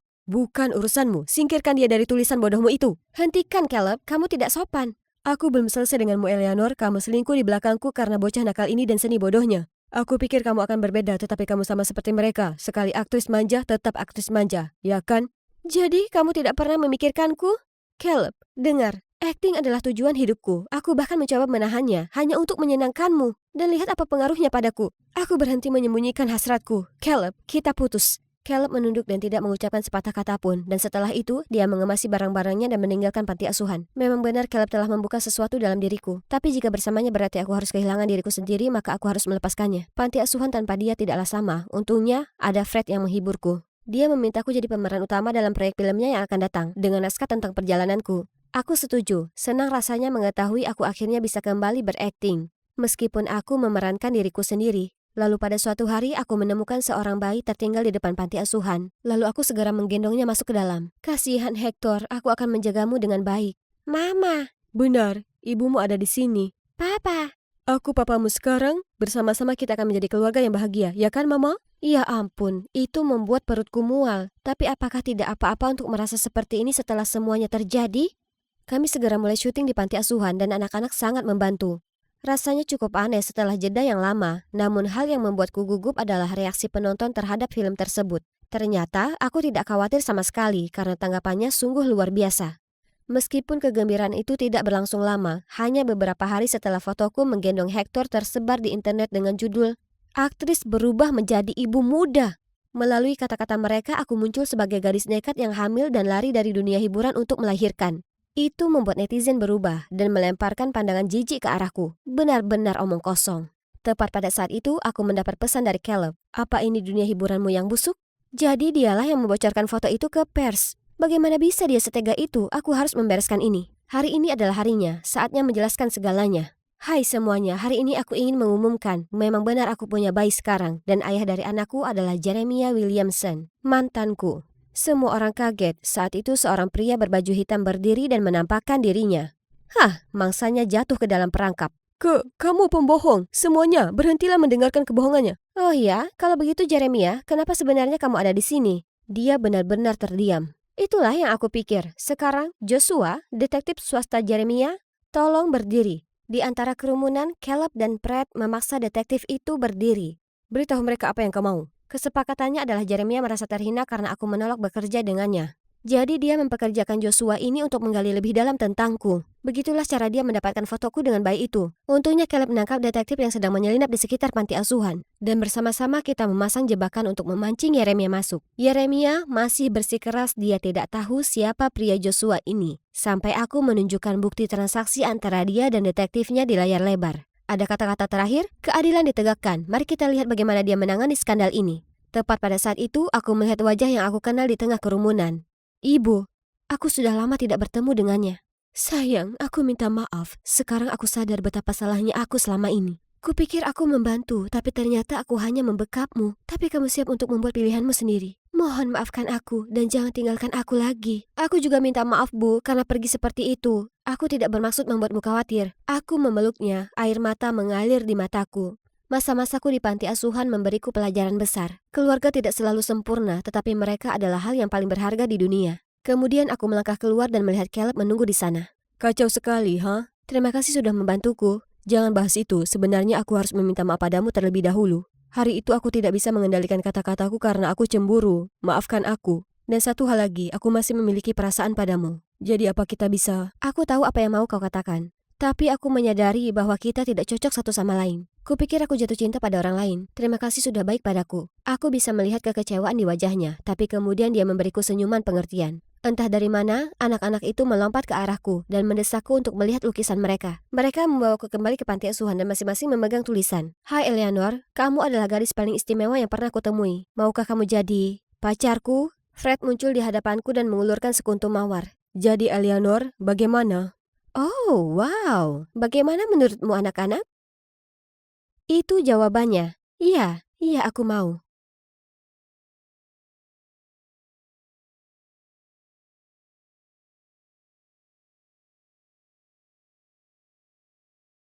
Pada hari pertamaku di SMA, aku muncul dengan pakaian cewek gotik yang ekstrim seperti hari-hari lainnya. Aku merasa baik-baik saja, tapi sayangnya guruku tidak menghargai penampilanku. Lalu dia menatapku dengan tatapan jijik dan berkata, "Aneh sekali." Permisi, jadi bagaimana kamu mendefinisikan normal? Kenapa menjadi diri sendiri itu tidak normal? Tapi tidak apa-apa menjalani kehidupan palsu dan membosankan hanya untuk menyesuaikan diri dengan masyarakat yang suka menghakimi ini. Seluruh kelas tersentak dan menatapku. Sedangkan untuk gurunya, aku membuatnya terdiam. Sepertinya tersiar kabar saat istirahat cowok gotik berambut merah ini tersenyum padaku, lalu berkata, "Hei, ini Miranda kan? Mau gabung dengan grupku?" Ya, tidak perlu bertanya dua kali. Orang ini imut. Dan semua orang di grup ini juga gotik. Disinilah tempatku. Mereka berbagi pandangan tentang betapa standar kecantikan yang tidak dapat dicapai oleh media adalah palsu. Dan betapa menyedihkannya semua orang karena berusaha terlihat seperti boneka yang diproduksi secara massal. Aku suka mereka. Sebenarnya aku tidak punya banyak teman. Kalian tahu segera setelah aku menemukan identitas asliku pada usia 13 tahun dan mulai berpakaian seperti ini, teman-teman lamaku meninggalkanku. Orang-orang selalu cepat menilai dan tidak bisa bergaul dengan baik dengan orang-orang yang berbeda. Itu sangat membosankan. Tapi terserah. Blender yang hambar itu tidak pernah bisa memahami upayaku untuk menonjol dan jujur pada diri sendiri. Satu-satunya cewek yang bertahan adalah Isabel. Dia sahabatku sejak kami berumur 6 tahun. Dan lipstik hitam serta kalung chokerku tidak membuatnya takut. Orang tuaku hanya mengira aku sedang melalui fase memberontak. Jadi mereka membiarkanku. Hanya kakak perempuanku, Harper, yang merasa terganggu mengenai ini. Oh, tolong. Secara biologis dan teknis, kamu bukan seorang goth. Kamu cuma orang Amerika yang menyukai gaya gotik. Sangat cemburu? Kalian tahu Harper adalah tipe gadis standar di lingkungan kalian, sama seperti orang lain, membosankan. Terserah, karena itu urusannya, aku tidak peduli. Tapi tolong, jangan paksa aku menjadi seperti dia. Oke, kembali ke sekolah. Sejak hari itu dan seterusnya aku bergabung dengan kaum gotik. Mereka semua sangat keren, terutama cowok berambut merah, Ralph. Semakin banyak waktu yang aku habiskan bersamanya, semakin aku tahu kami diciptakan untuk satu sama lain. Jadi, suatu kali aku menceritakan perasaanku pada Isabel dan memberitahunya bahwa aku berencana memintanya menjadi pacarku. Apa kamu yakin? Kamu belum lama mengenalnya dan kamu tidak tahu bagaimana perasaannya terhadapmu. Untunglah Isabel bersikap manis, penuh perhatian dan penuh kekhawatiran seperti biasanya. Tapi ayolah, ini taruhan yang pasti. Tidak apa-apa, Izzy.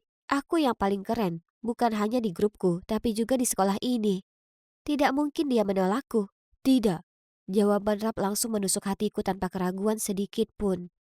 Aku bahkan belum menyelesaikan pengakuan cintaku. Aduh, melihatku diam dan mulut terbuka lebar, Rap melanjutkan. Dengar, Miranda, gayamu keren sekali dan aku tahu kamu salah satu dari kami. Tapi sejujurnya setiap kali aku berbicara denganku, menurutku itu sangat datar. Lagi pula aku sudah pacaran dengan Erin, jadi sebaiknya kita berteman saja. Datar? Apa maksudnya datar? Dan ya Tuhan, Erin? Sulit dipercaya. Riasan dan pakaian gotiknya tidak sebagus punyaku. Apa yang dia punya tapi aku tidak punya. Marah, aku melangkah pulang, bergegas ke kamarku dan berteriak ke bantal. Mendengar ini, Harper bergegas masuk dan bertanya ada apa. Aku perlu berbicara dengan seseorang, jadi aku menceritakan semuanya padanya. Wow, dia mengangkat alisnya. Kejam, tetap saja. Dia berhenti sambil menggaruk dagunya. Oh, aku tahu dia selalu melakukan hal itu setiap kali dia hendak mengatakan sesuatu yang jahat. Kau tahu, rap itu ada benarnya. Maksudku, daripada menghabiskan 3 jam sehari merias wajah tanpa henti, kamu bisa belajar bagaimana menjadi tidak membosankan. Dia mengangkat bahu. Apa? Diam! Keluar dari ruanganku! Aku dengan marah mendorongnya keluar dan membanting pintu. Tapi, kalau dipikir-pikir, bagaimana jika anak-anak lain berhenti berteman denganku bukan karena penampilanku, tapi karena seleraku yang buruk? Nah, itu tidak mungkin terjadi. Harper hanya bersikap konyol seperti biasanya. Jadi aku tetap setia pada diriku sendiri selama SMA dan terus menjalani hidup sesuai keinginanku. Tidak seorang pun yang bisa membuatku berubah pikiran. Ya, aku tahu tahun terakhir itu penting. Itulah sebabnya aku berusaha secara sadar untuk menghadiri pameran pendaftaran perguruan tinggi. Setelah beberapa saat berkeliling, aku mendapati diriku tertarik pada bagian ilmu sosial di salah satu universitas. Ini dia. Inilah jurusan yang ingin aku ambil. Menyenangkan sekali. Akhirnya aku menemukan hal lain yang menakjubkan selain gaya hidup gotik. Malam itu aku meminta Harper untuk mengambil fotoku untuk dikirimkan bersama file pendaftaranku. Dia menatapku dengan pandangan kotor dan menjawab, kamu benar-benar berpikir mereka ingin mewawancarai seorang siswa yang sepertinya termasuk dalam kastil Dracula? Tidak, dia tidak hanya mengatakan itu. Sungguh tidak sopan. Kenapa kalian begitu peduli dengan penampilan? Kalian memilih seseorang karena isinya, bukan permukaannya. Ya, jika penampilan tidak begitu penting, kenapa kamu tidak berhenti marah-marah, ganti pakaian, dan mengambil foto sederhana saja? Harper meninggikan suaranya. Berdebat dengannya tidak ada gunanya. Jadi aku berlari kembali ke kamarku dan mengunci diri di sana selama 2 hari penuh. Aku benci dunia ini. Aku mempunyai banyak waktu untuk berpikir, yang membuatku sadar kalau aku memang ingin mengambil jurusan ilmu sosial. Jadi aku memutuskan untuk mendengarkan Harper, menghapus riasanku, menata rambutku, dan meminjam pakaiannya untuk foto itu. Tuhan. Tidak, aku bahkan tidak bisa melihat ke cermin. Aku kelihatan mengerikan. Tapi Harper berpikir berlebihan. Aku menyuruhnya untuk mengambil foto bodoh itu saja. Tapi dia berlari dan menyeret orang tuaku, yang bersorak dan bertepuk tangan saat melihat penampilan baruku. Kamu terlihat sangat cantik, sayang. Ibuku memegangi dadanya. Apakah itu air mata di matanya? Ya ampun, ini sangat timpang. Ini bukan aku. Aku bukan gadis remeh dan berpenampilan membosankan. Segera setelah Harper mengambil foto, aku bergegas menuju pintu, sangat ingin kembali ke penampilan gotikku. Ayolah Miranda, kedua orang tuaku meraih tanganku. Kamu terlihat jauh lebih baik dengan cara ini. Tapi ini bukan aku. Kalau tidak gotik, aku akan kehilangan diriku sendiri. Aku menepisnya. Beberapa minggu kemudian aku mendapat balasan dari pihak universitas. Aku berhasil lolos ke tahap wawancara online. Wow, tapi kali ini aku tidak akan mengubah diriku sendiri. Selama wawancara, seorang profesor bertanya kepadaku tentang pengalaman sosialku, seperti pekerjaan paruh waktu atau layanan sukarelawan sosial. Aku belum melakukan apapun. Aku pernah memikirkan hal itu sesekali, tapi karena penampilanku yang gotik, aku tidak bisa bekerja dimanapun. Aku mengakui hal itu kepada profesor dan dengan bangga mengumumkan, menjadi gotik adalah identitasku yang sebenarnya. Beberapa minggu kemudian aku menerima email tanggapan mereka. Harper, Isabel, dan orang tuaku berkumpul di sekitarku di ruang tamu. Tapi, tidak. Aku bergumam begitu aku membuka email. Mereka menolakku. Aku berdiri dan sambil menangis berlari kembali ke kamarku, sementara Isabel mengikutiku. Jangan khawatir. Isabel duduk di sampingku dan mengusap lenganku. Mereka masih buka pendaftaran lagi di musim gugur, jadi kau masih punya beberapa bulan lagi untuk bersiap. Aku tidak membutuhkannya lagi, tinggalkan aku sendiri. Aku pasti membuatnya takut karena dia diam-diam pergi setelah itu. Keesokan harinya aku sangat kecewa, jadi aku pergi menemui teman-teman gotikku. Tentunya mereka akan membuatku merasa lebih baik, kan? Orang-orang itu konyol, tapi tidak ada yang bisa menghentikan kita untuk menjadi diri kita sendiri. Rap berkata dengan gagah berani. Ya, aku tidak merasa lebih baik, tapi setidaknya ada seseorang yang sependapat denganku. Masih dalam suasana frustrasi, aku kemudian melewatkan makan malam dan langsung menuju kamarku. Harper kemudian masuk ke kamarku dan berbicara kepadaku dengan nada serius. Berhentilah merajuk. Aku telah melihat email itu dan profilmu. Inilah faktanya. Mereka tidak menolakmu karena kamu seorang gotik. Mereka menolakmu karena kamu cuma orang yang malas dengan nilai di bawah rata-rata dan tidak memiliki pengalaman sosial apapun. Aku melemparkan bantalku padanya, meminta dia meninggalkan kamarku sekarang dan tidak pernah kembali. Tapi malam itu aku tidak bisa tidur. Kata-katanya menggangguku. Entahlah, mungkin dia benar. Maksudku, aku kira aku bisa berbuat lebih banyak untuk membantu kasusku. Karena aku benar-benar ingin belajar jurusan itu di universitas itu. Jadi keesokan harinya aku mulai mencari pekerjaan paruh waktu. Tapi di mana-mana dibutuhkan seragam yang kotor dan penampilan yang layak. Astaga, ayo, aku tidak bisa. Aku merasa sangat buruk menjadi sesuatu yang bukan diriku sendiri. Aku hampir menyerah ketika Isabel mendatangiku dan berkata, "Jadilah kuat, pikirkan tentang perguruan tinggi impianmu dan masa depanmu." Dia menepuk punggungku. "Ini cuma sementara, oke?" Dia teman yang manis. Baiklah, aku harus bangkit kembali. Dengan sabar aku terus mencari dan akhirnya, sebuah kafe menerimaku sebagai pelayan. Tentu saja tidak ada penampilan gotik.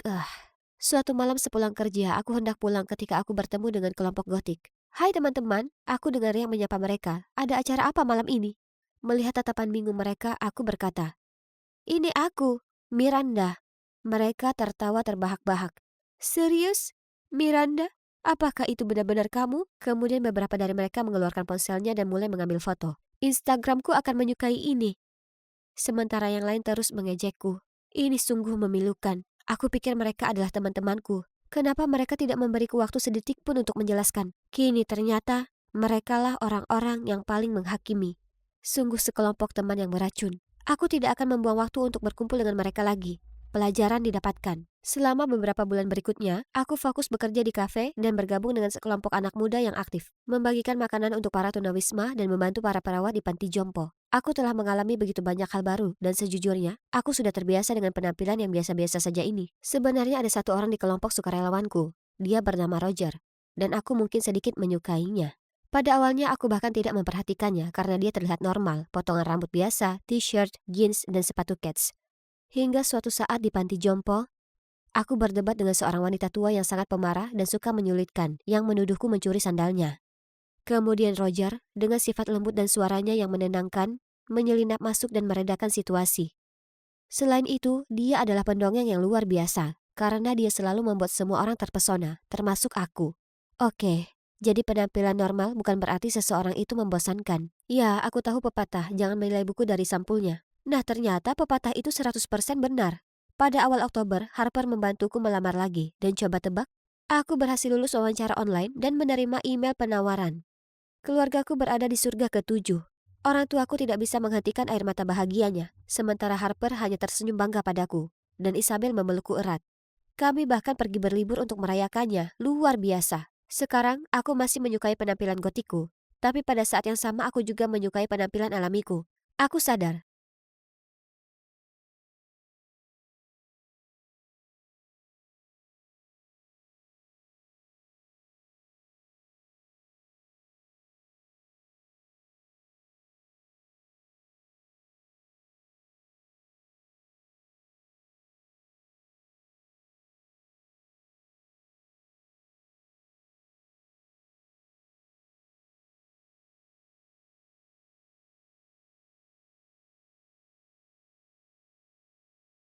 Hei, aku Henry, dan aku 23 tahun, asal Hamburg, dan aku punya satu pertanyaan. Kalian pasti pernah dengar soal K-pop kan? Jadi, apa ada penggemar K-pop di sini?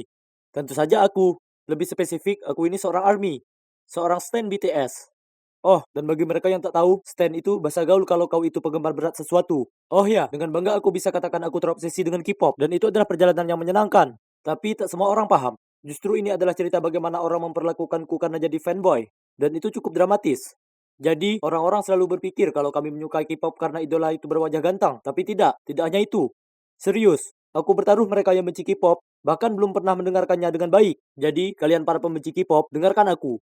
Dan aku akan mulai dengan menelusuri kembali ke awal momen yang mengubah hidupku. Saat pertama kali kutemukan K-pop, semua bermula saat teman sekelasku Chrissy menonton video media berjudul Dope selama istirahat kelas. Aku penasaran dan bergabung dengannya. Dan, oh man, aku tak pernah melihat sesuatu yang begitu luar biasa sebelumnya. Teknik kamera, koreografinya, sungguh menakjubkan. Aku tak bisa lupakan lagu itu dari kepalaku. Dan video itu sangat menyenangkan untuk ditonton. Video itu tak perlu cewek seksi atau mobil mewah untuk membuatnya menarik. Tapi murni bakat saja. Setelah itu, aku mulai mendengar lebih banyak K-pop dan menjadi stan. Tapi BTS akan jadi cinta sejatiku. Aku mencintai mereka, dan aku tak keberatan membagikan apapun mengenai hal itu di Instagramku, yang juga membantuku berteman dengan banyak ARMY yang lain dari seluruh dunia. Kebanyakan cewek, tapi ada banyak cowok juga. Dan mereka sering mengirimiku pesan betapa mereka mengagumiku. Karena bersikap sangat terbuka akan kecintaanku terhadap K-pop, mereka berharap punya keberanian yang sama denganku. Kebanyakan dari mereka ditertawakan karena menyukai artis cowok Korea. Betapa konyolnya itu. Ini tahun 2021. Kita boleh suka siapapun yang kita mau. Dan kita tak seharusnya rahasiakan passion kita. Namun, aku benar-benar paham apa yang mereka rasakan. Aku pernah di posisi itu, dan itu sangat berat. Suatu kali saat di SMA, aku sedang sangat bersemangat menunjukkan pada Chrissy album BTS-ku yang terbaru. Kami menjerit dan memekik saat dengan hati-hati ku balik setiap halamannya seolah itu milikku yang paling berharga. Saat seorang penyuka olahraga lewat dengan kelompoknya dan berebutnya dari tanganku. Lalu dia berkata, majalah HBG apa ini? Bukannya mereka semua lakukan operasi plastik, ya kan? Kemudian anak lainnya mengatakan, kenapa kalian suka pada cowok ini? Kalian ini gaya tahu apa? Kemudian mereka semua berjalan pergi sambil tertawa. Aku sangat marah. Aku ingin menendang mereka jauh dari planet bumi. Bahkan Google tak akan bisa menemukan mereka. Tapi aku tak bisa berbuat apa-apa. Mereka jauh lebih besar dariku dan akan menghancurkanku sampai lumat jika aku coba-coba. Jadi aku muncul dengan ide yang lebih baik. Aku mulai pergi ke gym. Aku ingin jadi kekar seperti Jungkook. Nanti aku tak akan takut lagi dengan pecundang manapun yang menggangguku dan teman-teman cowokku. Oh, dan ngomong-ngomong, aku ini bukan gay. Ibuku adalah hal lain yang harus dihadapi oleh kami para fanboy. Tak ada yang salah dengan menjadi gay, tapi mengasumsikan aku ini demikian hanya karena aku menyukai K-pop itu konyol. K-pop itu untuk siapa saja dan semua orang. Bagaimanapun setelah SMA, segala sesuatunya jadi lebih baik karena orang-orang di perguruan tinggi tidak usil. Kami semua sudah dewasa, dan kalian tak akan percaya betapa berototnya aku sekarang. Cewek-cewek mulai memperhatikanku, tapi hanya ada satu cewek yang kuperhatikan. Namanya adalah Kayla, dan dia sangat imut. Namun, ada satu masalah kecil sekali. Dan yang kumaksud kecil sekali ini, maksudku besar sekali. Dia tak suka K-pop. Pernah saat kami sedang belajar, dia duduk di dekatku dan bertanya dengan tersenyum, apa yang sedang kau dengarkan? Kemudian dia mengambil salah satu earphone-ku. Apa ini? Sejenis nyanyian mantra. Kemudian dia kembali membaca dengan pandangan jijik di wajahnya. Apa? Itu biasku. Rap monster menyemburkan api. Aku tak tahu apa dia tak punya selera, tapi kali ini kubiarkan saja, karena aku tak ingin mempermasalahkannya di perpustakaan. Setelah semuanya makin buruk dan kebenciannya pada K-pop jadi makin jelas. Tiap kali kubicarakan soal itu, dia memutar matanya dan mengubah topik pembicaraan. Dan saat video musik keluar dan aku tak sabar menunjukkan padanya, dia terus saja melihat-lihat ponselnya dan mengabaikannya. Selain dari itu, dia selalu bersikap manis dan oleh karena itu kami terus berkencan. Tapi kami tak seharusnya demikian.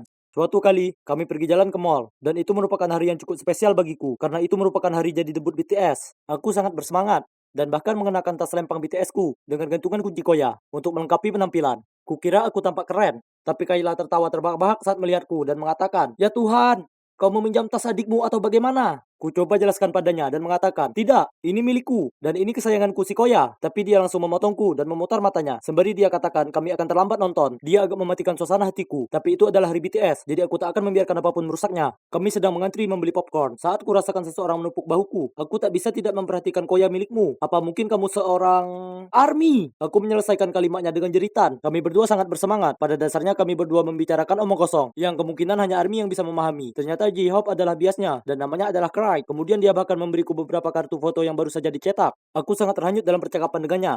Sampai aku lupa Kayla ada di sana. Sampai Craig berkata padanya, oh hai, siapa biasmu? Mungkin aku punya beberapa kartu untukmu juga. Kayla nampak tersinggung dan berkata, kalian ini parah. Dasar seorang pecundang. Aku sudah muak dengan urusan K-pop ini. Kemudian dia berlalu pergi. Kami tertegun. Tapi ya sudahlah. Jika dia tak bisa menghargai hobiku dan mencintaiku apa adanya, ya sudah. Selamat tinggal Kayla. Setelahnya, Craig dan aku pergi ke kafe untuk membicarakan apapun soal BTS. Dan sampai hari itu, kami masih berteman baik. Dan aku beruntung dia menyelamatkanku dari mengecani cewek mengerikan itu lebih lama lagi. Setelah hubungan itu, aku memberi jeda pada kehidupan cintaku. Karena aku sibuk dengan video musik streaming, memberikan suara untuk BTS di acara penghargaan, dan mengikuti semua konten mereka. Selain belajar, aku sangat bahagia menjalani kehidupan kecilku sebagai fanboy. Tapi kemudian suatu hari, semuanya berubah. Aku sedang berada di bus menuju kelas karena aku merasa kurang sehat untuk mengemudi setelah tak tidur menonton streaming siaran langsung BTS. Aku pasti tertidur karena hal berikutnya aku terbangun. Dan aku sedang bersandar di bahu seorang cewek. Dengan cepat aku minta maaf padanya dan dia hanya terkekeh. Kemudian kulihat dengan jelas. Dan ya ampun, tak pernah kutemui cewek secantik ini dalam hidupku. Dia itu bagai perpaduan semua anggota Blackpink. Untungnya, aku cukup pintar untuk menanyakan nomornya dan menawarkan untuk membelikannya minuman sebagai balasan karena hampir ngiler di bahunya. Setelah kelas, kami bertemu di Starbucks dan langsung dekat. Namanya Clara, dan dia sangat pintar dan cantik. Aku harus jadikan dia milikku, jadi kuputuskan untuk mengubah taktik sedikit. Aku akan menunggu sebentar sebelum memberitahunya kalau aku ini fanboy. Sebaliknya, aku fokus mencari tahu tentangnya terlebih dahulu dan memperjelas kalau aku menyukainya. Kemudian, saat yang tepat pun datang. Aku berbagi padanya tentang passionku pada K-pop. Tak lama kami jadi cukup serius dan melakukan apapun bersama. Dan akhirnya aku rasakan momen itu tiba. Aku sedang mengantarnya pulang dan memutar daftar lagu K-popku. Yang membuatku terkejut, dia tampak tertarik dan menanyakan apa itu. Kukatakan padanya aku sangat menyukainya. Lalu dengan gugup aku bertanya padanya, apa kamu tak keberatan dengan ini? Karena biasanya saat ku beritahu orang lain, mereka menertawakanku. Dia hanya tersenyum dan berkata, oke, sekarang giliranku. Kemudian dia memasang death metal yang hampir membuat bulu kuduku berdiri. Dia tertawa dan berkata, aku tahu apa yang kau rasakan. Death metal juga bukan selera semua orang. Tapi hey, kita boleh menyukai apapun yang kita inginkan, ya kan? Aku menghargai kalau kau suka K-pop. Ya ampun, mungkinkah Clara bisa lebih sempurna lagi? Aku tak sabar menunjukkan padanya kamarku juga. Tapi tak disangka, di malam aku mengundangnya ke rumah. Wajahnya berubah saat dia melihat poster dan merchandise-ku. Kutunjukkan padanya koleksiku, bonekaku, foto-fotoku, tapi dia tersenyum dan menatapku. Kemudian dia meraih tanganku dan berkata, Henry, ini sangat keren, tapi tidakkah kau berpikir ini agak berlebihan? Aku tahu kau sangat menyukainya, tapi mungkin kau sebaiknya mulai menggunakan uangmu untuk hal-hal yang berguna untuk masa depanmu juga. Kemudian dia memberitahuku dia ingin pulang. Tak bisa kupungkiri aku merasa terluka, tapi aku tahu dia adalah orang yang tepat untukku. Dan dia hanya butuh sedikit waktu untuk benar-benar memahami kalau ini lebih dari sekedar hobi bagiku. Jadi aku bertekad untuk membuatnya menyukai K-pop. Aku mulai mengirimnya lagu dan merekomendasikan beberapa acara Korea untuk ditonton. Pernah aku bahkan berpura-pura mengajaknya piknik, tapi membawanya ke festival ARMY. Clara ikut saja dengan semuanya, tapi dia masih belum terlalu tertarik. Kemudian datanglah berita terbaik. Kutemukan kalau BTS akan konser di London. Aku sangat putus asa untuk pergi, dan cerita ke Clara tentang terbang ke sana untuk konser itu. Tapi dia berkata, Henry, bukankah itu hari yang sama dengan kontes marketing kita? Akan ada para perekrut dan sebagainya di sana. Kau tak bisa melewatkannya. Ini adalah kesempatanmu untuk mendapatkan pekerjaan yang baik. Aku tak peduli dan menjawabnya dengan candaan. Tapi aku sudah menunggu untuk bertemu mereka seumur hidupku. Ini adalah mimpi yang jadi nyata. Siapa yang butuh pekerjaan kalau kau punya BTS? Aku akan ke London, sayang. Tapi Clara tidak tertawa. Nyatanya dia sangat marah dan mulai memakiku, mengatakan kalau aku sangat kekanak-kanakan dan bahwa kalau aku tak segera tumbuh dewasa, dia tak bisa bersamaku lagi. Dia bahkan menangis, mengatakan dia butuh pria yang bertanggung jawab, yang memikirkan masa depannya sambil bergegas pergi. Setelahnya dia mendiamkan aku. Aku terjebak dalam sebuah dilema. Melihat BTS secara langsung adalah impianku. Tapi kenapa ini terasa begitu salah? Kuputuskan untuk menunggu beberapa hari untuk memikirkan semuanya. Dan pada akhirnya aku sadar akan ada konser-konser yang lain. Ya kan? Aku tak bisa melewatkan kontes itu. Maksudku, bagaimana lagi aku akan mendukung BTS tanpa uang? Aku memang butuh pekerjaan. Jadi, meskipun itu mematahkan hatiku sebagai fanboy, kukatakan pada Clara aku akan melewatkan konser itu kali ini dan pergi ke kontes. Clara langsung menyeringai dan berkata, sungguh, aku sangat bangga padamu, Henry. Lalu dia memberiku ciuman mesra, dan aku ingatkan diriku sendiri ini semua sepadan. Dan paling tidak, aku masih punya pacarku. Tapi tiba-tiba Clara mulai bicara lagi. Henry, ada sesuatu yang perlu kukatakan padamu. Sebenarnya Profesor Geller sudah memberitahuku kontes itu ditunda sementara. Jadi ini hanyalah sebuah tes. Kemudian dia mengatakan dia hanya ingin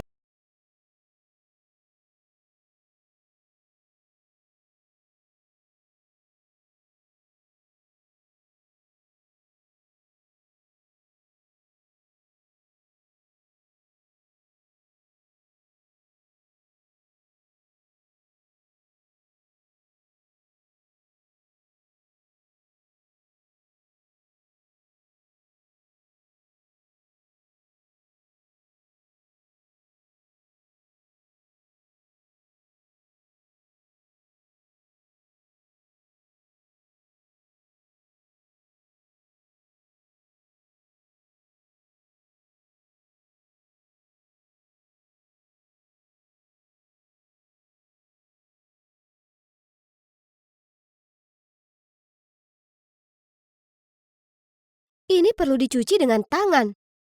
Kelly melempar setumpuk baju kotor ke lantai. Dan cepatlah.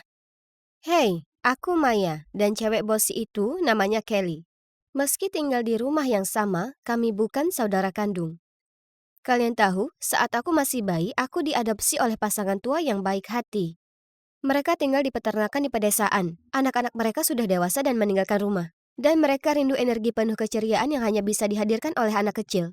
Di satu hari Minggu di gereja, mereka melihat pendeta membesarkan bayi perempuan dan menawarkan bantuan. Jadi, begitulah mereka akhirnya membawaku pulang dan membesarkanku seperti cucu mereka. Mereka orang yang paling baik dan mereka melimpahiku dengan cinta dan kasih sayang. Aku selalu berterima kasih pada mereka. Kami tinggal bersama dengan bahagia, sampai suatu hari, saat kakek berada di kebun anggrek, ia terjatuh. Sayangnya, kakek meninggal. Nenek tak lagi sama setelahnya. Ia telah kehilangan belahan jiwanya. Kesehatannya menurun, lalu kemudian suatu malam ia memanggilku ke kamarnya. Lalu dengan menggenggam tanganku, ia berkata, "Sayang, kau hadirkan begitu banyak sukacita dalam kehidupan kami. Tanpa kami, hidup bisa terasa berat. Tapi jangan khawatir, kami selalu bersamamu. Saat aku sudah tak ada, pergi temukan dompet tua yang tersembunyi di balik traktor rusak di lumbung belakang. Kami sudah menabung sedikit untukmu. Maya kecil kami harus bisa jalani hidup sebaik mungkin. Ya." Kemudian sebelum aku bisa bertanya padanya lagi tentang ini, nenek menutup mata. Dan begitu saja. Ia meninggalkanku selamanya. Aku tinggal bersamanya berjam-jam, menangis sejadi-jadinya. Setelahnya, mengikuti kata-kata nenek, aku masuk mencari uang itu. Ya Tuhan, aku terhenyak kaget saat kubuka dompet itu. Paling tidak ada 20.000 dolar di sini. Bagaimana kakek nenekku bisa menabung uang sebanyak itu? Aku tahu mereka hemat, tapi ini terlalu banyak. Setelahnya, aku pindah ke Columbus untuk tinggal dengan anak perempuan kakekku, Bu Madison, dan putrinya Kelly. Jadi kalian bertanya-tanya apa yang kulakukan dengan uang itu ya kan? Nah, aku menyembunyikannya di sini, dalam celah yang ada di atap ini. Oh, ada yang datang. Kamarmu menjijikkan. Oh ya, Kelly dan aku akan keluar, jadi pastikan kau bersihkan semuanya sebelum kami kembali. Aku harap semuanya tanpa noda. Aku mengangguk lemah dan menyaksikannya terhuyung pergi. Ini bukan kejadian baru. Setiap hari mereka membuat rumah berantakan lalu memaksaku membersihkannya. Aku tahu, pada dasarnya aku seperti Cinderella di dunia nyata. Tapi, tak masalah, segera saat aku 18 tahun, toh aku akan tinggalkan tempat ini dan memulai kehidupanku dengan uangku sendiri. Esok paginya cuaca hujan, jadi aku berusaha jalan ke sekolah secepat mungkin. Saat tiba-tiba, Kelly berkendara melewatiku dan dengan sengaja ngebut lewat di kubangan besar ini. Lumpur terciprat ke seluruh tubuhku. Ya ampun, kenapa menyiksaku jadi hobi favoritnya? Kemejaku kotor, dan saat aku jalan menuju lokerku, beberapa cewek menertawaiku. Salah satunya bahkan mencibir. Tampang kotor mungkin ngetren di desa, tapi di sini itu kelihatan tragis. Ya, aku di kota sudah selama hampir setahun, tapi tetap saja aku tak bisa berbaur. Mungkin itu karena aku selalu pakai pakaian bekas yang sama dan pinjam semua buku-bukuku dari perpustakaan. Bu Madison menolak membelikanku apapun yang baru, dan aku tak bisa gunakan uangku karena itu akan mencurigakan. Aku bahkan tak mampu untuk pergi piknik sekolah. Aku tak pernah sekalipun ikut. Kemudian selama istirahat, pengawas kelas, si Josie, mengumumkan ke semua orang kalau prom akan diadakan sebentar lagi, dan dress code-nya formal. Sementara semua orang memekik dan bertepuk tangan kegirangan, kutundukkan kepalaku dan menghela napas. Aku tak punya apapun untuk dipakai ke pesta prom. Maya, mendengar namaku membuyarkanku dari lamunan dan menyadari itu Josie, dan berdiri di dekatnya adalah beberapa cewek ramah di kelas. Kau harus datang ke prom kali ini. Kumohon. Kau tak pernah ikut kami di acara lain sebelumnya. Jangan khawatir, kami akan membantumu tampil spektakuler. Aku tersenyum canggung dan menjawab, "Terima kasih teman-teman, aku tak bisa mengharapkan kalian melakukannya." Mereka semua bersikeras kalau aku sebaiknya pergi, tapi aku bersikukuh kalau itu bukan minatku. Lalu datanglah Kelly yang jahat. Maya itu tak pantas untuk acara seperti ini. Beraninya dia mengatakan itu.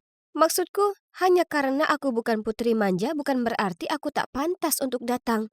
Jadi, aku menoleh ke Josie dan tersenyum. Sebenarnya, itu kedengaran menyenangkan, aku akan pergi ke pesta prom itu. Malam itu, saat makan malam, aku membahas pesta prom itu ke Bu Madison dan mengusulkan kalau itu bisa jadi hadiah sebagai imbalan telah melakukan semua pekerjaan rumah. Dengan dingin ia berkata, "Kau tinggal di bawah atap rumahku gratis, dan sekarang kau berharap kulakukan pekerjaan rumah untukmu juga? Atau apa? Yang mulia?"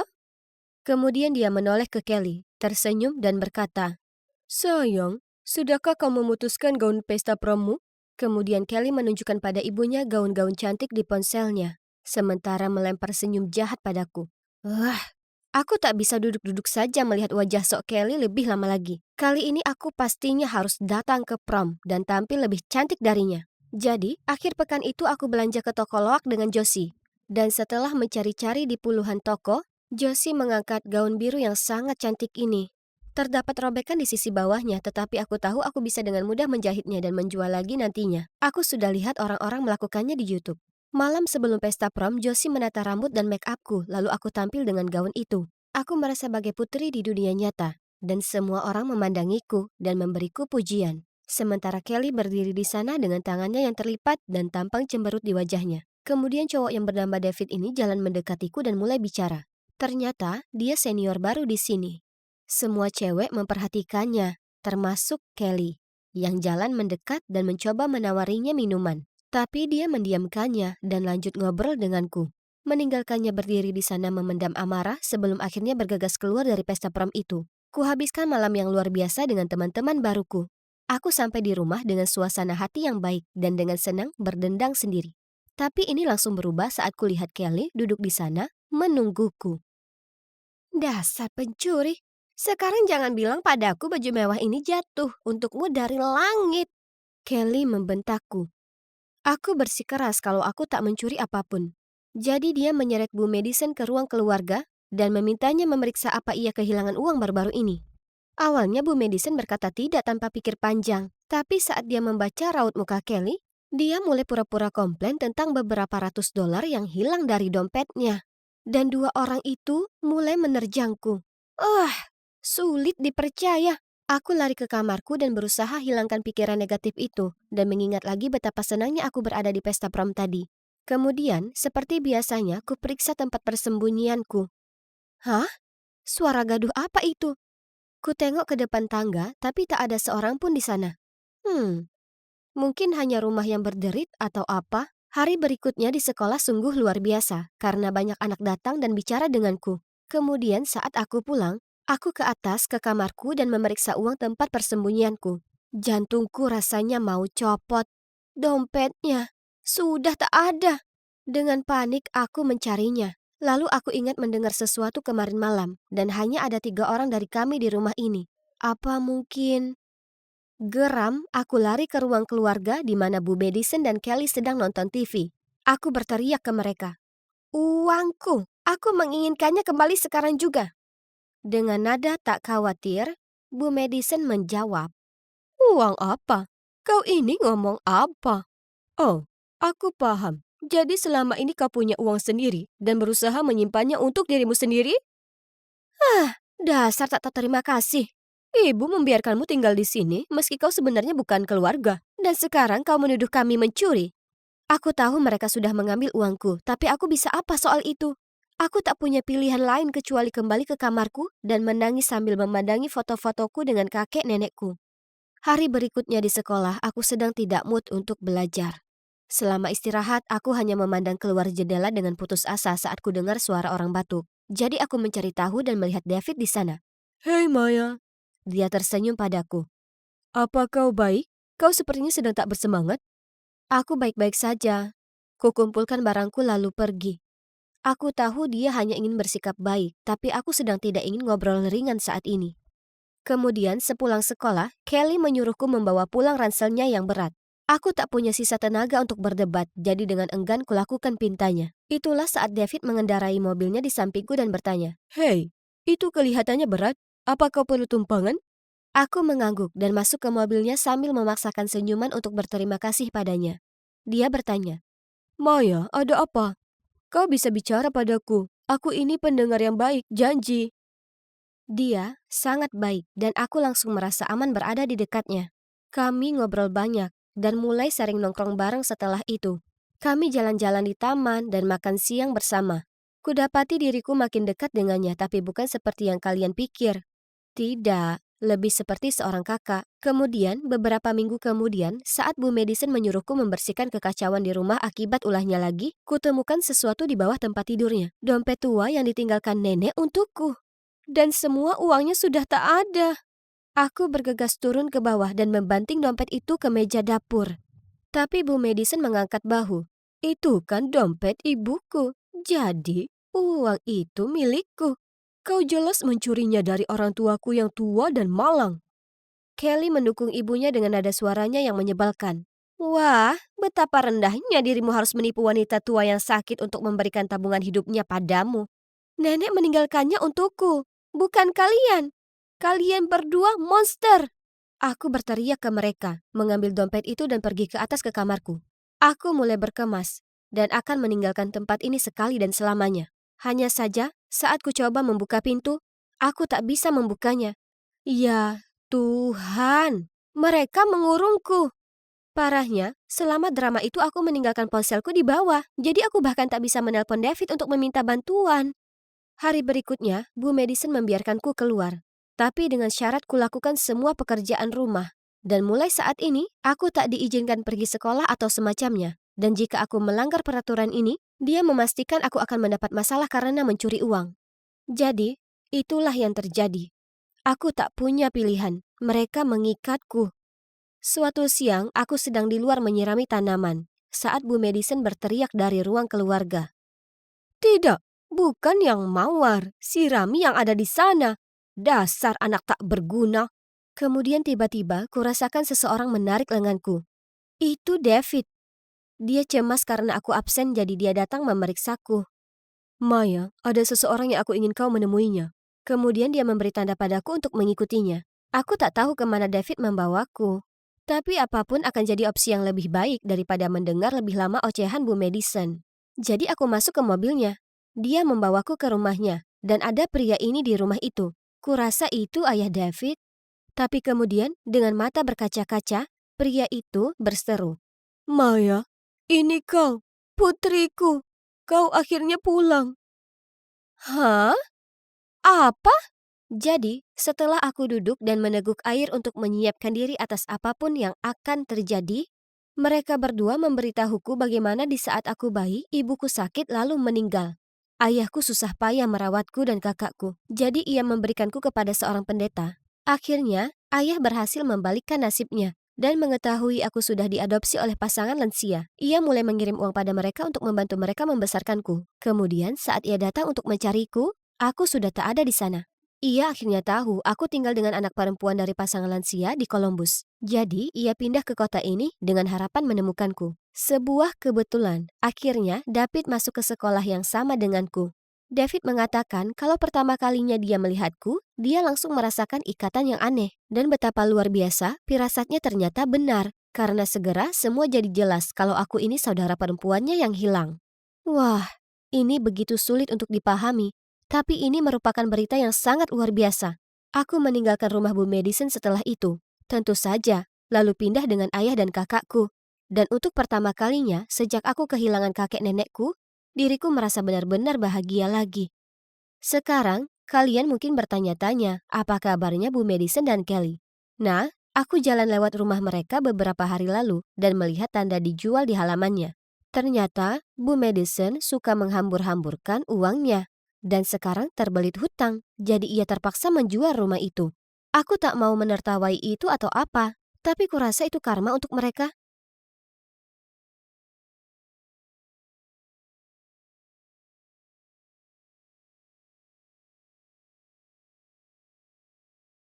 Hari Mingguku yang berharga hancur karena adik perempuanku yang menyebalkan, Emma, yang bersikeras menyeretku ke gereja untuk waktu saudara. Kami masuk dan pendeta itu mendekat. Selamat datang, kamu pasti anggota baru kami, Jacqueline. Wow.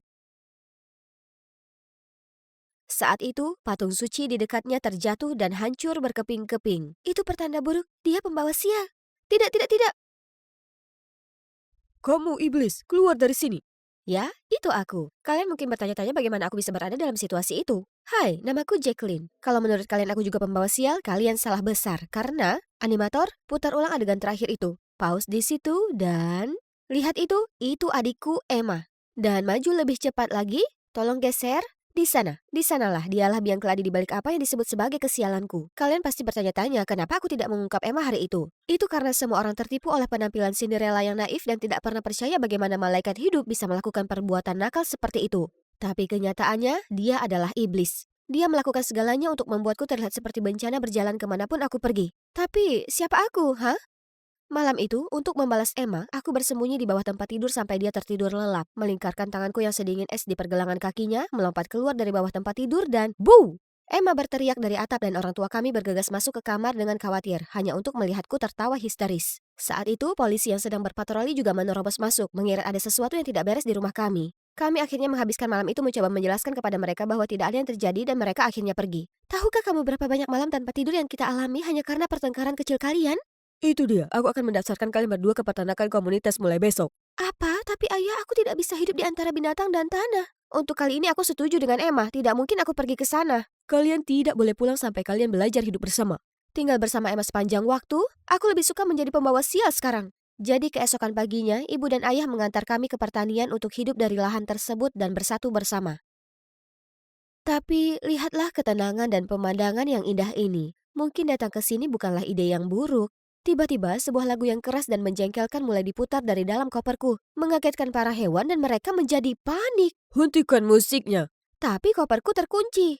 Aku melihat Emma menyeringai, menekan teleponnya dan musik tiba-tiba berhenti. Setelah semua terkendali, para petani menatapku dengan pandangan tidak suka. Tepat ketika aku mengira keadaan tidak akan lebih buruk lagi, sebuah trailer di dekatnya tergelincir dan mulai terguling menuruni bukit langsung menuju ke salah satu petani yang tidak sadar. Emma segera menyerbu masuk dan mendorong dirinya serta petani itu keluar dari bahaya, tepat pada waktunya. Richard, kamu baik-baik saja? Oh ya, terima kasih kepada nona muda ini. Kamu menyelamatkan hidupku. Betapa beruntungnya kamu. Trailer itu sudah lama tergeletak di sana tanpa masalah. Kenapa tiba-tiba rusak sekarang? Oh, itu adikku. Dia punya reputasi membawa kesialan kemanapun dia pergi. Aku minta maaf atas namanya. Tidak. Jangan dengarkan dia. Dia jahat. Itu bukan sesuatu yang harus kamu katakan pada adikmu. Lihat dia, bagai bidadari. Emma segera mengaktifkan kekuatan manipulasinya. Oh, ayo, kami punya kamar terbaik untukmu. Hei, bagaimana denganku? Keesokan paginya aku disuruh memerah susu sapi sementara Emma bahkan tidak perlu mengangkat satu jari pun, hanya berkeliling dan membuat prank padaku.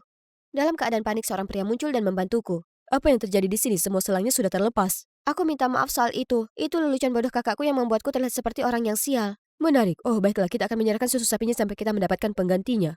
Susu tangan itu akan memakan waktu lama. Emma harus membayar.